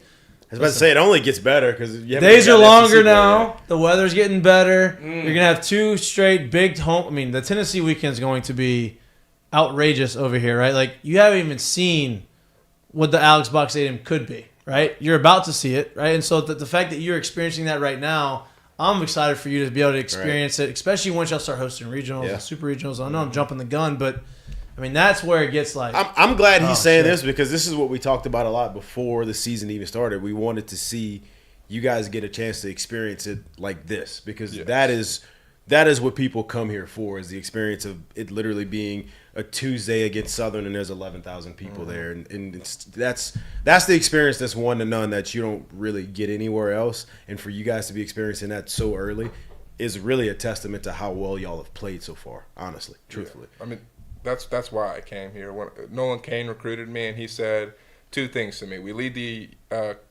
country in attendance every year, and a recruiting class had not missed Omaha since like 1990 or something. So I was like, okay. I'm in. And then last year they didn't make it. That was the first year that a recruiting class had made it. Now it seems like Jay took that to heart. He's like, okay, we're not ever letting this happen. It seems like he has set y'all up, obviously with the freshmen that. I mean, y'all's mindset is, hey, if I'm here for 3 years, I want to go win 3 national championships. I'd imagine that's y'all's mindset, and I think that y'all have the ability to do that. Now, baseball's tough, and it's hard to do it, but that's how you get LSU back to where they need it to be as far as, hey, every year they're in Omaha. Because you'll see, if y'all go to Omaha this year, which I'm expecting y'all to, if y'all go to Omaha, you'll see how many LSU fans are actually live in Omaha. It's LSU Midwest. It's stupid. It really is ridiculous. You're going to get a lot of guys from Louisiana, a lot of people LSU, but people up in Omaha love y'all, and that you're gonna see that, and that's what makes it special. Yeah, I'm really excited about that. But man, I'm excited that you're here. I know. Way to temper yourself right there. I appreciate that. One game at a time, right? Well, look, sometimes he doesn't know what's going on. He said, "I didn't realize it before," and I think that's what you said was awesome because you're in the moment, right? Like the more you start thinking about, I'm gonna do something, like I'm gonna hit 5 home runs in a weekend, or I'm gonna hit 4 home runs in a row, like. Usually doesn't happen. Yeah. But if you stay within yourself and in the moment, that's when it's the best way to go about it, man. Like if you keep approaching it like that, you're gonna end up looking back at after weekends, after a month, after the season, being like, "Oh my God, I can't believe that just happened." Right. Like I just did that. We just did this. Like you're gonna sit there and be like, "That's what I want to be a part of." You know, and that's pretty awesome to see that you've kind of already put that into play a little bit. Well, I mean, we talked about like the physical adjustment I made, but mentally, like. At Texas or even 2 weekends ago, like, I mean, I'd sit there and, 1 strikeout, 2, 3, 4. I've been there. You're sitting there counting them up, and like you're taking at bats, and they're just stacking up on you. And at the end of the day, you're looking up and you go, "Shit, that wasn't a good day." You're good. You're good. Go ahead. So Coach Johnson pulls me in his office. He's like, "Every time you go up there, you're 0 for 0." Yeah. And so It's hard to do, but I did that this weekend, and like I said, I go home on Sunday. I'm like, I had a much better weekend this week. So shit. So funny story. Quick story about that, right? So my sophomore year, I was like in this beginning stretch that you had. Like I felt like I couldn't get out. Mm-hmm. It was like probably we had 3 or 4 weekends left in the SEC. 3 weekends left, and I was hitting 375. And I'm like, I'm gonna hit 400. Like I'm doing all this stuff. We played Vanderbilt at home. And I went 0 for 14 with 7 punchies. And I'm sitting in the dugout doing the same thing. I'm like, okay, I didn't get a hit on Friday. I didn't get a hit on Saturday. I didn't get hit on Sunday. And I also struck out 7 times. I think it was like 5 times in a row. I'm like, I suck at baseball. That's closer to what you got. See, it's funny to me. I'm sitting here and I'm watching 2 ends of the spectrum right here. I was a guy that it didn't really matter like how well I was playing, good, bad, ugly, whatever. I love seeing reactions of people like after it's not good. So Mikey's a guy that comes in. Very emotional guy. Watch out for the bat rack. Something might go bad there. As I got older, I didn't hit the bat rack but I didn't play with you when you were older, so it doesn't matter. I can't talk about that. I played with you when we were young, so it doesn't matter. So I imagine you're the guy we'd look back down and he's just like sitting there like, what the hell just happened? Seriously, The number keeps going down. Like he's literally just like, I can't believe that just happened. Yeah, no, for real. Like I go up there and I'm like, I feel like I'd walk up there just as fast as I'm coming back to the back. And I'm like yeah, we've all had that feeling. Last week I was doing great. Now I can't get out there long enough to. They can't introduce my name. My song's still playing. I'm walking back. I just circled the catcher and came right back. They're playing my walkout song for me walking back to the dugout. I was kind of messed up. Like, what is this about? Are we sure that was 3 strikes? That's unbelievable. Okay, so you talked about the mental side of it, right? That Jay's talked about. Like, what goes into that? Because he talks a lot about that, and I think that when we know about it, because the higher you go up and the harder the game gets, the more it's about the mental side than the physical side, right? And so I think it's important to understand that early on. And he preaches it a lot. Mm-hmm. What does he do, and how does he help you get past, some of those mental blocks and help you stay, ahead of the game that way? Well, I mean, last week after the weekend against Butler in Central Connecticut, our mental strength coach was actually in town, and she sat me down after the Sunday game. Was like, what's going on? How are you feeling mentally? We didn't talk about mechanics or anything on the approach side of things, just like, how's your mental side? And I was like, I'm struggling right now. It's not been a good stretch for me. She's like, well, how can we get you out of this? So as far as that, she handles the mental strength side of things. And then does she give you any you don't have to go into the depth of what y'all talked about, but is there something do you have a routine, Yes, for sure. I'll get on deck, do the same thing every time I'm on deck. Look at my barrel, deep breath, kind of just visualize, get up to the plate, walk up the same way every time. I dig in the box the same way every time. And then kind of I just scan the outfield, kind of get my eyes settled into the field and the lighting of the pitch that I'm about to receive. And then from there, it's just, clear mind and go. Has the pitch clock I can affected? hit it over that scoreboard. Yeah, that scoreboard's not that far away from me. No, he was in the field, so when it went over, he's like, "Oh wow!" Yeah, I didn't see that. I never saw that thing. But has the pitch clock affected that? Because you have to kind of speed some stuff up. I mean, I guess that you're born into the pitch clock now, so it's not you have to make that adjustment. More in between pitches than getting to the plate. Yeah. In between pitches, if I foul a pitch off that I know that oh man, that was my pitch. It's more of can I get 30 seconds real quick? Yeah, right. Can I get time? But it is what it is. It's something that we knew was going to happen early on in the spring. Kind of talked about it late in the fall that this could be a real possibility, and then it became a possibility. So we practiced that a lot, and he is very big on we're not going to be unprepared for something. So I love that. Everything we did was in the spring games. We had a pitch clock. Yeah. Have you been able to? So obviously, being around the pitchers a good amount. Have you been able to, or have you tapped into being able to pick Wes's mind a little bit? That's something that may have helped you a little bit on the hitting side of things. I think I haven't talked to Coach Wes specifically, but he gives reports to Coach Johnson, and when I came back, about y'all, about myself. Yeah, that's actually awesome. I love that. Awesome. And so. You don't hear that much. I love that. Right before the spring started, before our first game, Coach Johnson sat me down. He was like, these are your splits. This is how you looked.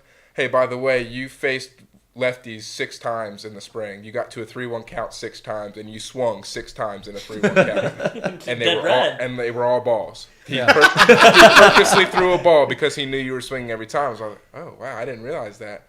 So then we're playing. That's awesome. That is awesome. We're playing, I think it was Southern or the Western Michigan. It was somebody, and it was a 3-1 count. And I said to him, I'm going to take right here. I'm auto take, yeah. And it was ball 4. And I was like, hey, for the you first time, I didn't. You look at him. Yeah, and sometimes you got to slow yourself down. Yeah. I used to do that with 2-0. I used to get to 2-0, and then all of a sudden they were spinning me stuff, and I would chase. And I knew I didn't want to swing at it, but I'm just going to swing. Like, you know what? I used to have to do that 1-0. Yeah, I'm just going to auto take. Yeah. I got more 3-0 counts than I had gotten to in the first half of the season, just because sometimes you just got to force yourself to slow down, right? And I think that's huge because you don't see that a lot, especially in college, of getting the pitching coach to give reports on their own hitters and say, hey, this is what they're doing to you. It's up to you to make that You adjustment. don't have the opportunity in pro ball because obviously you don't play a full fall's worth against your own pitchers, but still, the simple fact that he's actually doing that is actually pretty cool. You don't hear that much. Yeah. I mean, I think him coming from, was it the Twins? Yeah. Like, and then he was at Arkansas before that. He knows more about the game than I've ever would want to know. I mean, yeah. No, he's special. We've had him on the show, and he's awesome. Yeah, he's glad that he's here, right? Like, yes. he left the big league pitching coach job that was in first place to come to LSU. Like, that's a lot. Being a coveted pitching coach at that spot too. Right.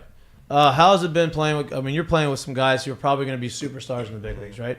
Hopefully, I mean, you could be. Hopefully, you're a superstar in the big leagues as well. Obviously, you have a couple more years. You're not a draft eligible sophomore. I am a draft eligible sophomore. Okay. Yeah, it was in the chat. There it is. Draft eligible sophomore. So you Don't got 2 even years. think about that. Enjoy your time. Yeah, he's not. I can promise he's not thinking about that. But you're playing with like Dylan Cruz and these guys who've kind of been here for a few years, and Dylan's probably gonna be 1 overall. I would imagine. Honestly, it's probably between him and Paul Skeens as of now, right? Like 1 overall, 1 and 2. Like, how has it been playing with these guys who have been in the moment that you're trying to get to at some point? And like, you know, obviously Dylan's as good as you can get as a person and as a player. How's it been with playing these guys? It's been amazing. I think what a lot of people don't understand is like they're just like everybody else, and I think that's what's really cool about it. Is like we'll be in the locker room and just cutting up with them.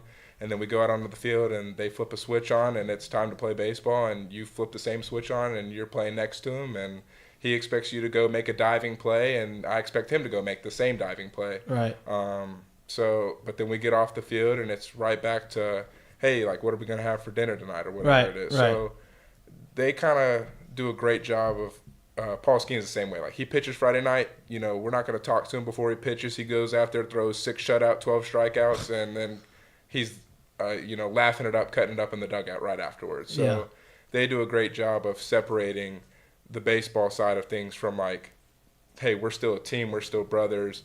I got your back no matter what. Yeah. You played first, right, for a good stretch. Had you played first, I'd imagine you've played first at some point in your life since you're a Giant, and so you know can't catch every game. At some point, so you've played. You're familiar with first. You're comfortable with first. That wasn't something new to you. It was. I mean, or it wasn't something new to me. I played. You know, summer ball games, we'd have 3 games a day, so I wasn't going to catch all 3. I'd catch, the morning game and maybe the night game, but it's a lot for those knees. It's a lot. I You're played also first. talking to a fellow first baseman. No.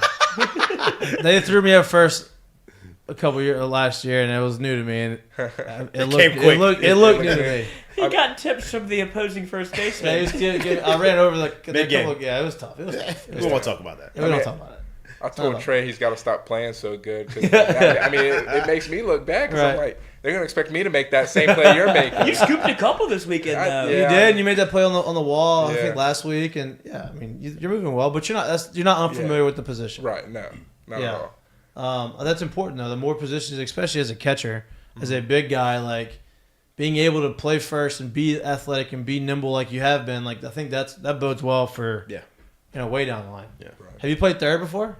In the fall, Coach Johnson messed around with it a little bit. Have you ever played it before? Hey, not really, no. Like maybe in Little League, or like, just messing around, playing with friends and stuff. But we had some injuries in the fall, or just guys were getting some time off, and he was like, hey, you're going to play third in the center squad today. And I was like, okay. Did you have a glove? I did, yeah. You had an infield glove? Yeah. If you keep swinging it like that, they're going to listen, keep finding somewhere. You keep hitting balls to the scoreboard, like, you're gonna be in lineup no matter where you're at. I'd imagine you played other sports too. I did. I played football. No way. Not you. You no chance you played What football. Position? Tight end? I was a right tackle. Oh, right tackle. Yeah, my dad did not want me touching the ball. Why not? Those knees are valuable, Coach. Oh, he didn't want someone coming cutting you down? He said, too much Jones in me. We don't touch the ball. Well, we got to get your dad on here one day. This guy's a character. I love him. I love it. So he was an offensive lineman? He was. He played right tackle at Georgia Southern from 1985 to 89. They won 3 national championships. So wow. They run the option? I would have loved to have you as triple option. I would have loved to have you as my right tackle. Yeah. You're pulling, son. That's great. Well, but I mean, like first baseman, like catcher, like you got great hands. So I'd imagine that you probably had really good hands. You probably could catch Probably anything. had good hands at right tackle, I too. always wanted to play like, His running kicks back like or punches. quarterback or tight end or something like that. I was just, he wanted me to be on the line. And he was Do my it. coach up until high school. So. Oh no! There you go. Yeah. What other position? What sports did your siblings play? So I have 3 sisters. They all played volleyball. One played at Georgia Southern, and then 2 other played at Armstrong Atlantic State, which now is part of Georgia Southern. Okay. Oh, okay. And then my brother played baseball at Young Harris College. It's a D2 in North Georgia. Okay. Is anybody in the family under 6 foot? My brother and one of my sisters. Okay. Only one of them. Only one of them, but she's probably what 5'11". She's 5'10". Yeah. 5'10", still super tall for a girl. Yeah. Not So played libero. No, they were all outside hitters. yeah, no doubt. So you're a competitive family. Yeah, very Obviously. competitive. I'm sure that y'all had some holidays and growing up, you had some heated. Sure some furniture's gotten broken inside. Yeah, I think growing up, I used to be a Georgia fan until I was like 10 years old. But my brother, for some reason, was a Florida fan.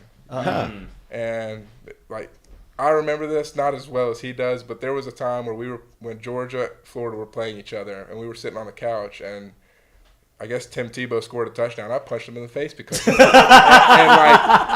and he didn't do anything wrong. He was just a Florida fan, I love that. So, I love that. I love that's that. great. That's good. Now you're an LSU fan. Say, look, I'll still punch you in the face now if Florida scores a touchdown. Is he converted? Need An more LSU fan dogs. now? He is an LSU fan. All right, There good. we go. Or we'd be playing wiffle ball in the backyard, and we'd only get like an inning and a half in because That sounds familiar now. Yeah, It was no longer wiffle ball. No, we Yeah. get pissed off and run inside or chase each other around the yard with the little yellow bat. Can't just let them go outside and play. Next thing you know, they're literally rolling in the ground fighting each other. I'll figure it out. That's awesome. Dad couldn't be more proud. I love Well, man, listen, I've enjoyed watching you play right this year. Like I enjoyed watching the growth. I will continue to enjoy watching the growth of you. I'm bummed I only get to watch you for 2 years, maybe, because you're a draft eligible sophomore. But the adjustments that you made early on in the season and kind of the approach that you have is very impressive, man. And the way that you speak and approach the game and you're mature beyond your years, which I think is rare and it's pretty good to see. And I think that's the common theme, honestly, with a lot of the guys on the team right now. And Right. so LSU's in great hands moving forward. So I appreciate you coming on the show, dude. Thanks for having me. Yeah, I don't want to keep you too long. I'm sure you guys probably some study hall or something. He said I said. Absolutely. Something going on. But y'all still have assigned study hall hours? No. Wow. NIL Yeah, coach. you guys are living a life. We used to have to get 8 a week. We have study hall on the road, but it's not mandatory for school. It's like our coach is just like, hey, we're on the road. We're supposed to be doing schoolwork. Let's do some schoolwork. For baseball, we had mandatory 8 hours of study hall through the course of the week. Now, as you got older, it went down, right? No. We could trust you more. As you got older and the grades stayed good, Yeah, it went down, right? So, like, eventually I didn't have any, but when I was a freshman, everybody had 8. Oh, you were in that thing, I coach. was in that. But I kind of liked it because you saw everybody There you in go. there. See. So Supposed to be everybody in there in there. doing work. What do you mean? Well, you see everybody. He's trying to get a You tutor. You just got to let everybody know who you are. You're a freshman. You got to get to know everybody. Wear all your gear. So you were just. No. Maybe I did that. That was a No, So freshman. you're just waving around. Hello, how you doing? Hey, I'm Mikey. Good to Number see you. 8. If y'all need any help, Here from MassCom. I'm studying econ up there in My cousin works here. Cubby 3, if you want to go over there. No, dude. I appreciate you, man. We're going to have you back on at some point throughout the course of the year. I'm looking forward to seeing, what's next, and y'all keep going and progressing forward. But I'll watch y'all tomorrow and this weekend, and good luck. I appreciate it. Yeah, I Thank appreciate you, man. All right, we're going to take a 2-minute break, get him out of here, and then we'll be right back. You're watching Mik'd Up.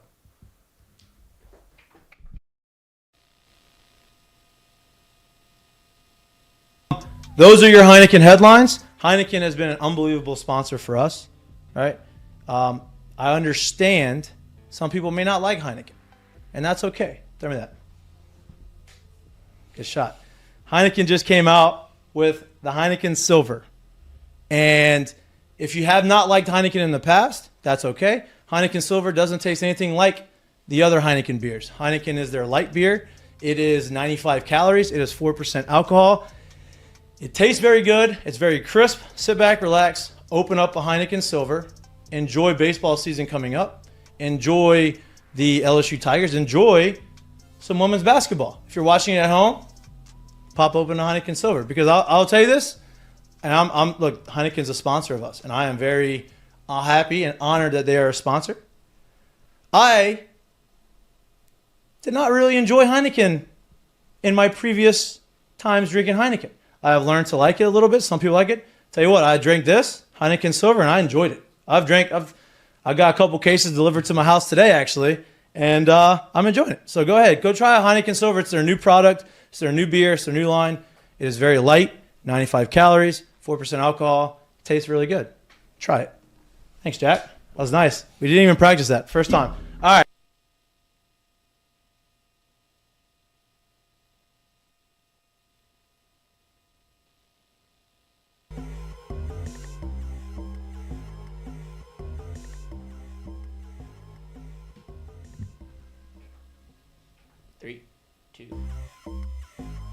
Welcome back to Mik'd Up. We are going to bring you home here in the last 30 minutes of the show. If you're just tuning in, I feel sorry for you. You missed a good one. But I don't feel that. Just over 100. Just over 100. I don't feel that bad for you because you still can go rewind it and we're going to post it and you can see it. That's cool live because you can't ask questions as these guys are in here. But we had Jay Johnson in the first hour.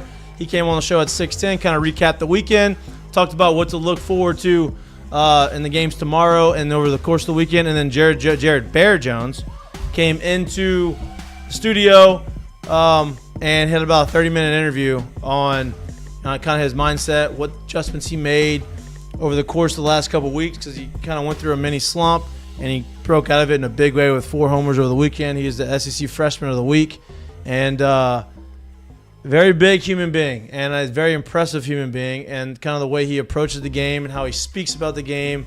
I was impressed. I know Jared was impressed, and I am looking forward to seeing his growth as a baseball player. He is a draft eligible sophomore. I think him and Paxton I'll tell you what, are draft eligible sophomores. Having him in here, having Paxton in here, having Gavin in here, which I think were the only 3 freshmen on this team. No, we had Zeb too, but he's a redshirting. Well, I mean in here, like literally in here.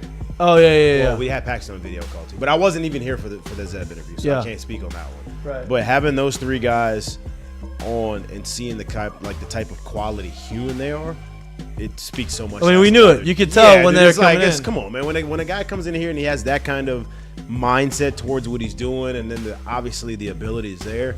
No doubt. The sky's the limit. I can see why they've all hit the ground running so far. No doubt. But before we really get going into the other conversations that we have, that interview with Jared Jones, I'm going to let Lloyd just weasel his way in here. There you go. That interview with Jared Jones brought to you by our friends at Evco Solutions Development. Our friends at Evco Development, they are a civil construction company down in Lafayette. They specialize in new multifamily construction. Part of that specialization includes site drainage, site utilities, earthworks, site clearing, house pads, ponds, demo work, and hurricane cleanup. Again, the company name is Evco Development. They are based out of Lafayette. They do work everywhere. They are great people. They have been in the industry for a really long time. If you have a job or you're looking to have a job and you need to get them to work it or quote it, call our friend Tyler today at 318-229-5585. Again, the number is 318-229-5585. What's the special that he's giving out right now, Lloyd? If you ever meet him on the golf course at Oakbourne, you challenge. Oh, it's only at Oakbourne now. Oh, it could be wherever, but Okay. they're based out of Lafayette. Oakbourne, Old School Country Club. They just redid the clubhouse. Fire. Member Okay. guests coming up. But if you see him, challenge him, call him. He will give you a free quote for. Well, it is a free quote. We'll give you a free job. He'll give you a free job. He'll give you a free If you can build beat him. from the ground up. If you beat him in golf, you can beat and him. he'll give you strokes. He once challenged his brother, who was not a professional golfer. He went to ULM on a golf scholarship. We do an Augusta watch party every year, and it got to the point where he's like, "I'll give you a stroke a hole, and I'll still beat you by 10 shots." So, watch out for T on the Did he golf beat him? course. Yeah, they never played because it almost came to blows. But that's the guy that you'll be going up against. That's a very insulting. It was. That's very insulting. I'm gonna give you a stroke a hole. You're my older brother. So I'm giving you. You're my older brother. You play college golf. I'm gonna give you 18 strokes, and I'm still gonna beat you by 10 strokes. Yeah. That's And then I mean, Tiger won the Masters and he would- everything was all good. He would beat me, and so it's fine. He would beat me with those same terms. He would go with those same terms. Tiger Woods, Stephen Ames match play 9-8, when it's like I'm gonna blow your doors off. Yeah, no doubt. But again, that's the guy that you're dealing with. He's very competitive. He's very good at what he does. He's a good guy. Evco, He's a nice man. He's a very nice man. Evco Development called Tyler today. today. I like that. You like Double that? day. You like that? Double day. To get a quote. They do a very good job. So I do like that Jay got the cool Papa Bell reference. he did get that. Jay was all over the that. Bear Cave. He was all over that. I named it the Bear Cave. We need to get like a cooler. We got. I mean, you got to have a Stock section in the outfield. It's Heineken. the Bear Cave. Yeah, exactly. It's the Bear Cave. You have the booze cruise and you have the better Bear off Cave. You'd be better off putting it right by the dugout because he might play a little more first than he does way out there. No doubt. Put it Unless you behind want the to, catcher. but because if you put it in the outfield, like you really got to put it like not on the field because he don't hit any. The balls he hits don't land anywhere near the fence. Put it on top of the scoreboard. Put it out, yeah. Put it behind the scoreboard. Nobody can see it. That's where the ball lands. All right. So we talked a lot about LSU baseball. We talked a lot about really LSU baseball. That's really the only thing we've talked about so far. So People are before, here for. huh? That's what they're here for. That's what they're here for. Talked Before about Texas A&M too. Come on. Baseball in general, right? Before we Bluebell Park. Bluebell Park, I would never have gotten that. No. I would Hell never. of a sponsorship. I've never though. been there. I've never been there. Me either. They came in the SEC the year after I left, so I've never played there. But They came in the SEC 2 years after I left, so 3 years actually. 3 years. 3 years. no, 2. A year after you. Came in the SEC just as I got there. Just a little bit. All right, so Fly ball. before we get to Caught. 5-ball caught. Before we get to the segments, the last little segments we have, let's talk a little bit around the sporting world, right? We talked a little bit about Will Wade taking the job at McNeese. I think that's really good for him. He's back into the college basketball world. He's in Louisiana where he's familiar with the area. He's familiar with recruiting. I think he's going to do a really good job with McNeese State. I think he's going to get them to be very competitive, and I think they're probably going to be a tournament team with him there. Now, I don't think that they're going to be – and they may beat LSU maybe one or two times. Who knows? But as far as, like, getting the talent away from LSU, I don't think that that's where LSU needs to compete with. I think LSU needs to compete with some of the bigger guys. Now, he may get some of the smaller guys that maybe wanted to come to LSU and could have been, like, the added pieces to McNeese. But some of these big guys that we would potentially lose, quote-unquote, we're gonna lose them to bigger schools. I was literally going to say, if the guys that we're getting here are routinely coming down to LSU or McNeese, there's a good chance we're not going to be that competitive, Right. in the SEC and or national kind of.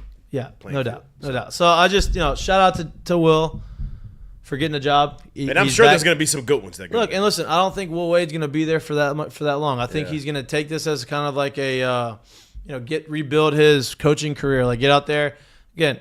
He did his resume at LSU was unmatched, right? He was very, very had a lot of success here, and it just came down to somebody had to get sacrificed, and he was the one. Yeah. And that's just Very the way it unfortunate, went. yeah. Very unfortunate. Let's talk a little Saints real quick. I want to talk a little NFL, right? Aaron Rodgers. It's Trey Wingo, who's been on our show a few times, has said that it seems like the Jets. I don't know. I haven't looked at. He said done deal earlier. He said it seems like it's a done deal. I haven't looked at Twitter to see if it actually is a done deal. I feel like if it is, you wouldn't have to look at Twitter. Your phone would have been tapping. Yeah, you're right. And so, a lot of people have disputed that. I think that the Jets and the Packers and Aaron Rodgers know, even though they said they haven't been told what Aaron Rodgers wants to do. But it seems like what everybody's assuming, seems like Aaron Rodgers is moving on from Green Bay. He's going to go to New York. And all of the guys, Sauce Gardner is extremely hot. Gary Wilson is extremely happy. And, boy, who's not extremely happy is our friend, the old quarterback. How you doing over there? Oh, I got so much wires. Oh, and good. shit. I'm not doing very well. I'm getting caught up in the thing. Okay, now we're good. He hadn't been here in a minute. Quarterback Gary. Zach Wilson is not happy.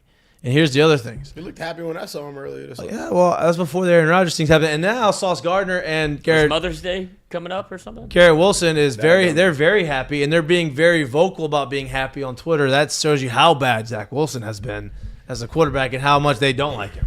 That's such a weird dynamic. Didn't we talk about that Friday where like today's game, it's you may like be openly recruiting someone and that other person you're basically recruiting against. Right, it's on the team. He's still on the roster. That's gotta be a weird thing. And I guess it's the off season, so I'd assume that but you're gonna have to see him at some point. Like, well, we talked about with the Jameis Winston, David Carr, because they're trying to like, restructure Jameis for the Saints, and it's like. And there was guys on the team who Michael were openly Thomas coming out saying, "Yeah, we got we're happy that Derek signed." Well, I think the Jameis thing, they know that it's probably gone. So I think they're probably gonna try to restructure it to where they take someone and then let him go. There's no resolution to that yet. Right? No, but it's more of the team dynamic if they do bring him back. Yeah, and then you have people that are about. vocal on social Imagine media. you being in the same clubhouse where people were, like. I get it. We brought in a new left fielder.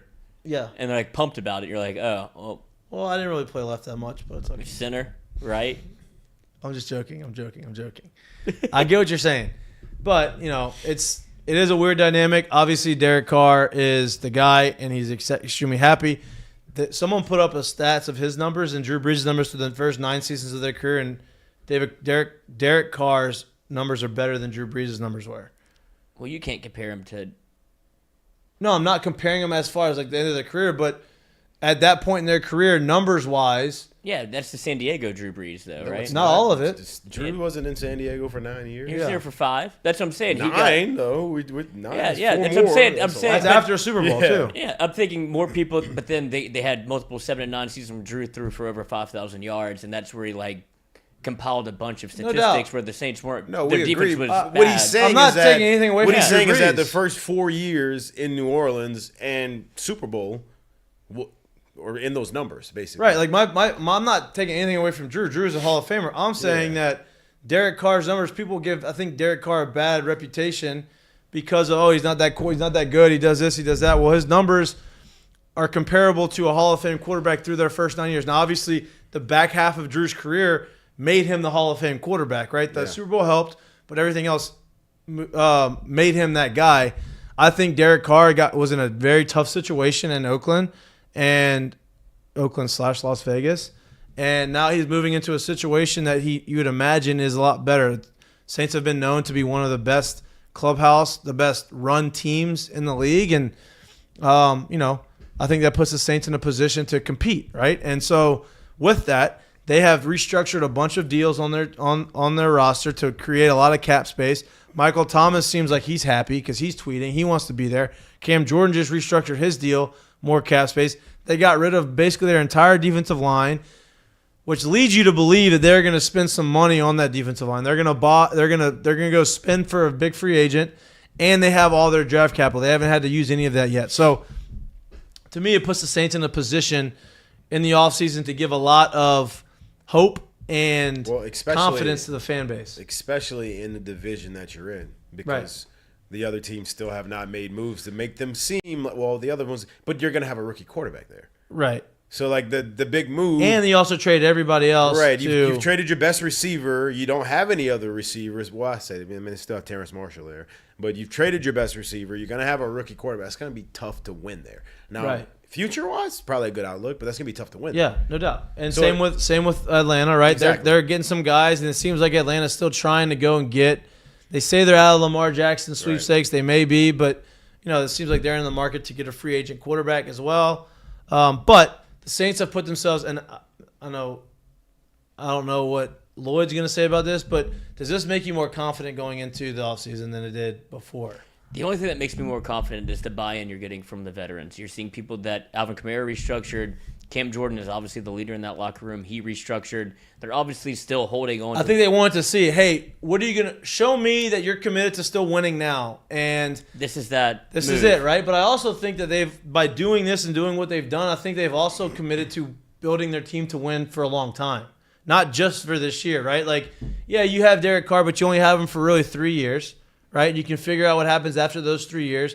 You've kicked some cans down the road. I get that. But at some point, you still have draft capital on this. You can draft some young guys. You've already drafted some successful young guys. So you have the ability to build your team for the long run. Well, too. they courted him perfectly by saying we'll offer to trade for Derek Carr, and then the trade negotiations get shut down. But it shows Derek Carr that you're ready. You want him. You're throwing them the flowers. I want to give you this rose now. And then it's on the Raiders at that point, and they say no. It's like, okay, perfect. Yeah. So we can sign you in free agency. But that, in his mind, was the reason he signed with the Saints. Like it's almost like getting recruited in college. They were the first team that showed interest. I'm gonna be. Well, it was the first. You got to remember the connection he also had as well, right? Right, Dennis Allen. That plays huge to him too. That's what makes me nervous more than anything is the no change on the offensive side with Pete. And that's the only other thing. Well, I say that. I guess my biggest point of optimism is you don't have any other at this date any other known winning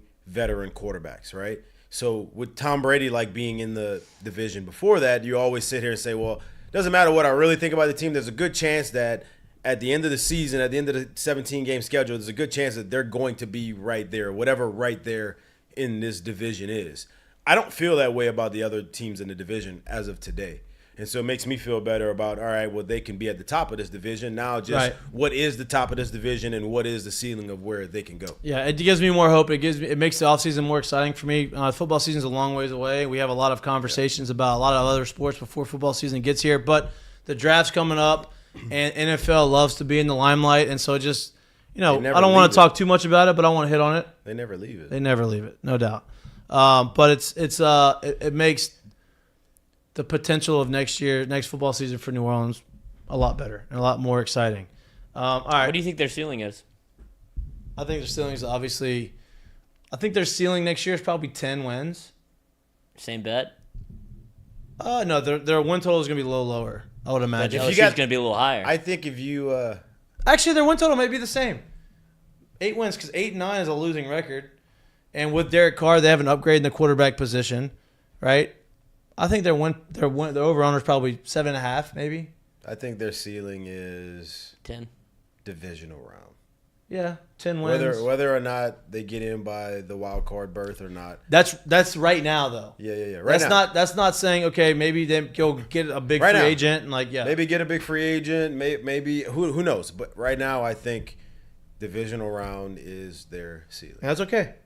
They're clearly angling to make some sort of move with the restrictions that they've made on the cap and diverting money to. Well, we told you. When we had I forget his name earlier on, he talked about it Triplet. Their business model right now, they have to win.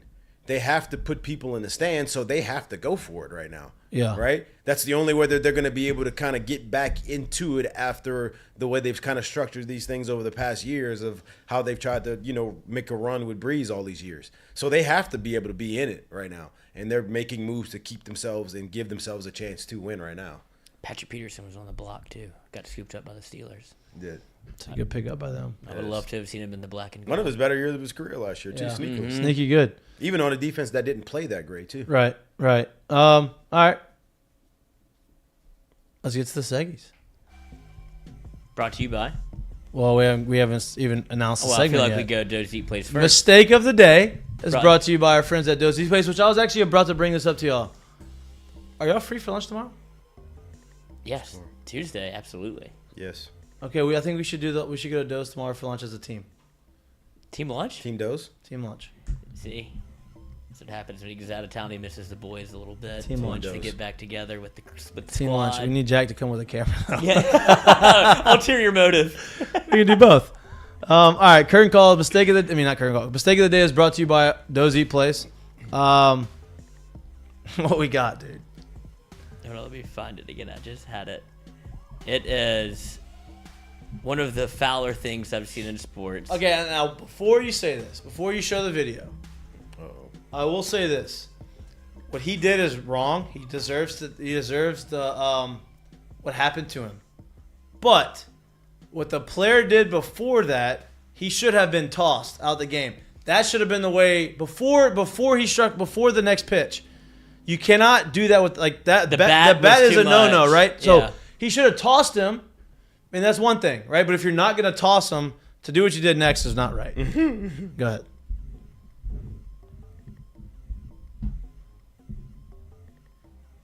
Oh, I can't do it like this. Hold on. Let me merge back. Where am I? I don't know. Oh, here we go. Sorry, I was on the wrong tab. So this is what we're talking about. Obviously, this made waves. LSU's playing New Orleans. Tomorrow. But so they were caught up in this. It's 7-3, top 9, 2 outs. Like, game's over. Whatever. And then you get... I'm with Mikey. You can't do the bat. Okay, look, that was... This is fine. This is okay. It was the pitch before that. It may have been a... No, that was right. Oh, that was the one. That's the one. It may have been down, but that's not that bad. The reaction was not good. But this is egregious. That should never happen. And then he walks right off the field like that, like... It was clear vendetta. Right. Yeah. The pitch before is what caused it.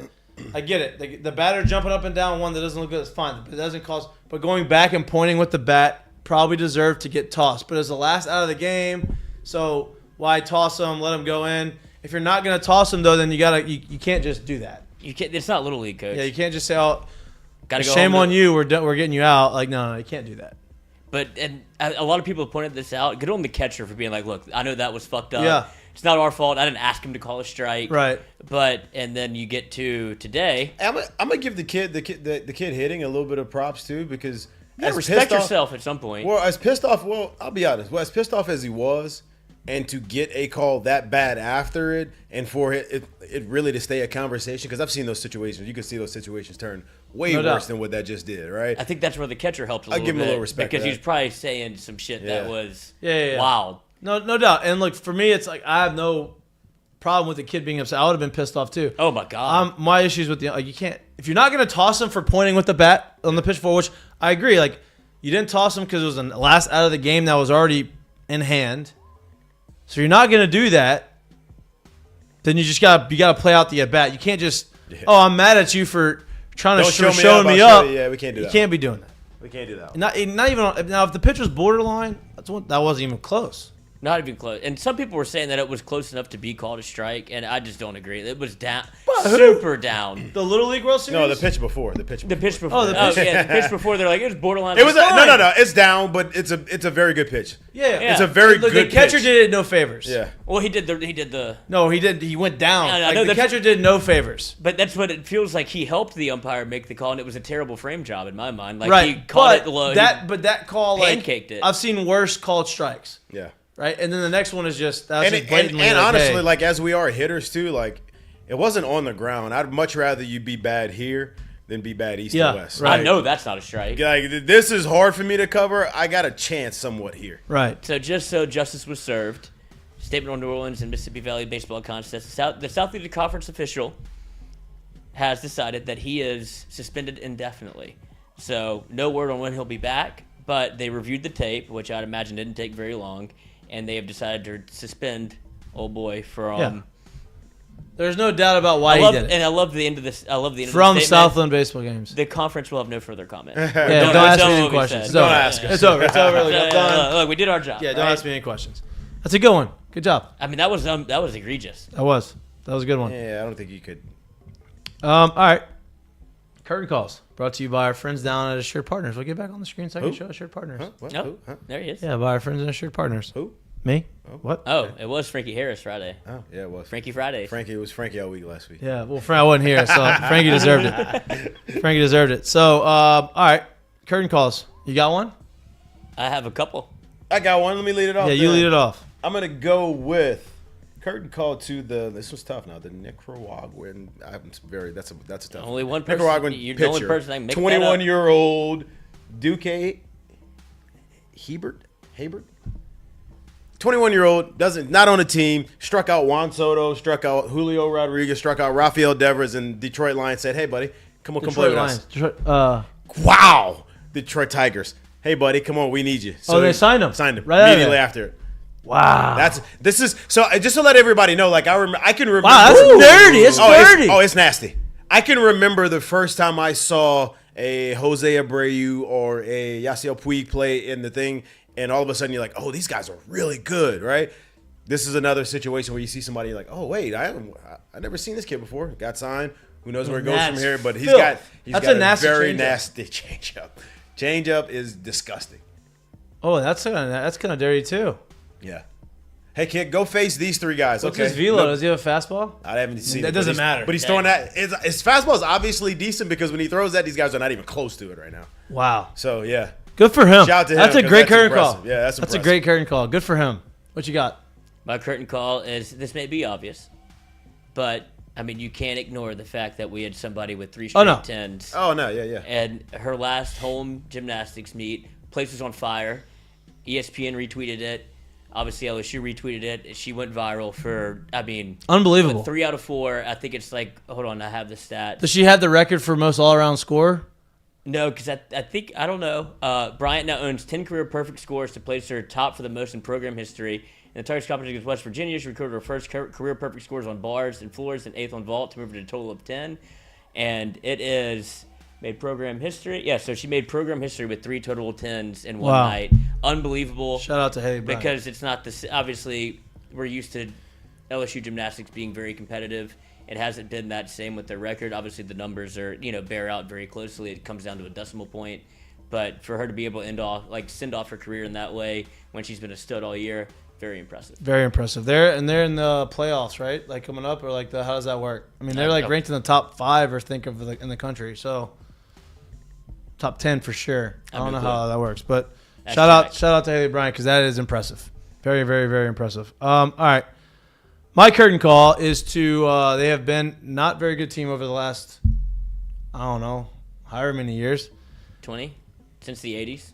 No, it hasn't been that long, huh? Well, Jay Cutler got knocked out with the fake MCL sprain, and then I don't know. However long it's been, but the Chicago Bears, was like 2011. They had the number 1 pick, or they have Justin Fields, who was their top pick, right? 2 years ago, or was it last year? 2 years ago. And they have the number 1 pick in the draft this year with him as a quarterback. And they said, you know what, we have enough faith in him that we're going to trade our number 1 pick to the Carolina Panthers. And the Carolina Panthers, in return for that pick, sent over 2 first-round picks, a first-round this year and a first-round next year, 2 second-round picks, their second-round pick this year and the second-round pick in 2025, and their leading receiver in DJ Moore. So the Bears already have their franchise quarterback, or who they believe their franchise quarterback to be, and they go ahead and say, we have the best asset in anybody in the NFL. So we're going to go ahead and trade the number 1 pick and get more assets for the guy that we believe is our number 1 quarterback, and we're going to give him a top-tier receiver, plus we're going to go out and give him a bunch of weapons. I think that's awesome.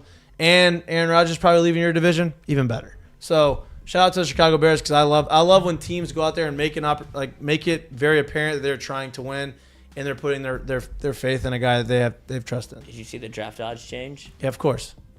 Did you see who went? Yep, Bryce Young's Caleb Stroud's number 1. So there's obviously some sort of tether. CJ, what did I say, Caleb? Mm-hmm. I did what you did. You did what I did. You too. I've been around you too long. Caleb Williams and CJ Stroud, it's your fault. It is my fault. The Detroit Lions got a good baseball team. Watch out now.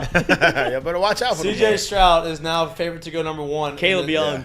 And don't do that. CJ Stroud. He'd be a hell of a player. Bryce Young is, I think, it's the second highest odds to go. Right. He was like minus 200 or something like that. Now CJ Stroud is like minus 400, which is crazy. So somebody has some sort of inside information that they made this trade to get CJ Stroud. I don't know if he had to go all the way up to 1 to get him, but it feels like finally the Bears might be on the right track to be able to do something right. Yeah, put something around him. No doubt. And listen, I like that. If he's a guy you're gonna invest in, give him the opportunity to be the best that he can. And if he doesn't succeed with all those opportunities, then okay.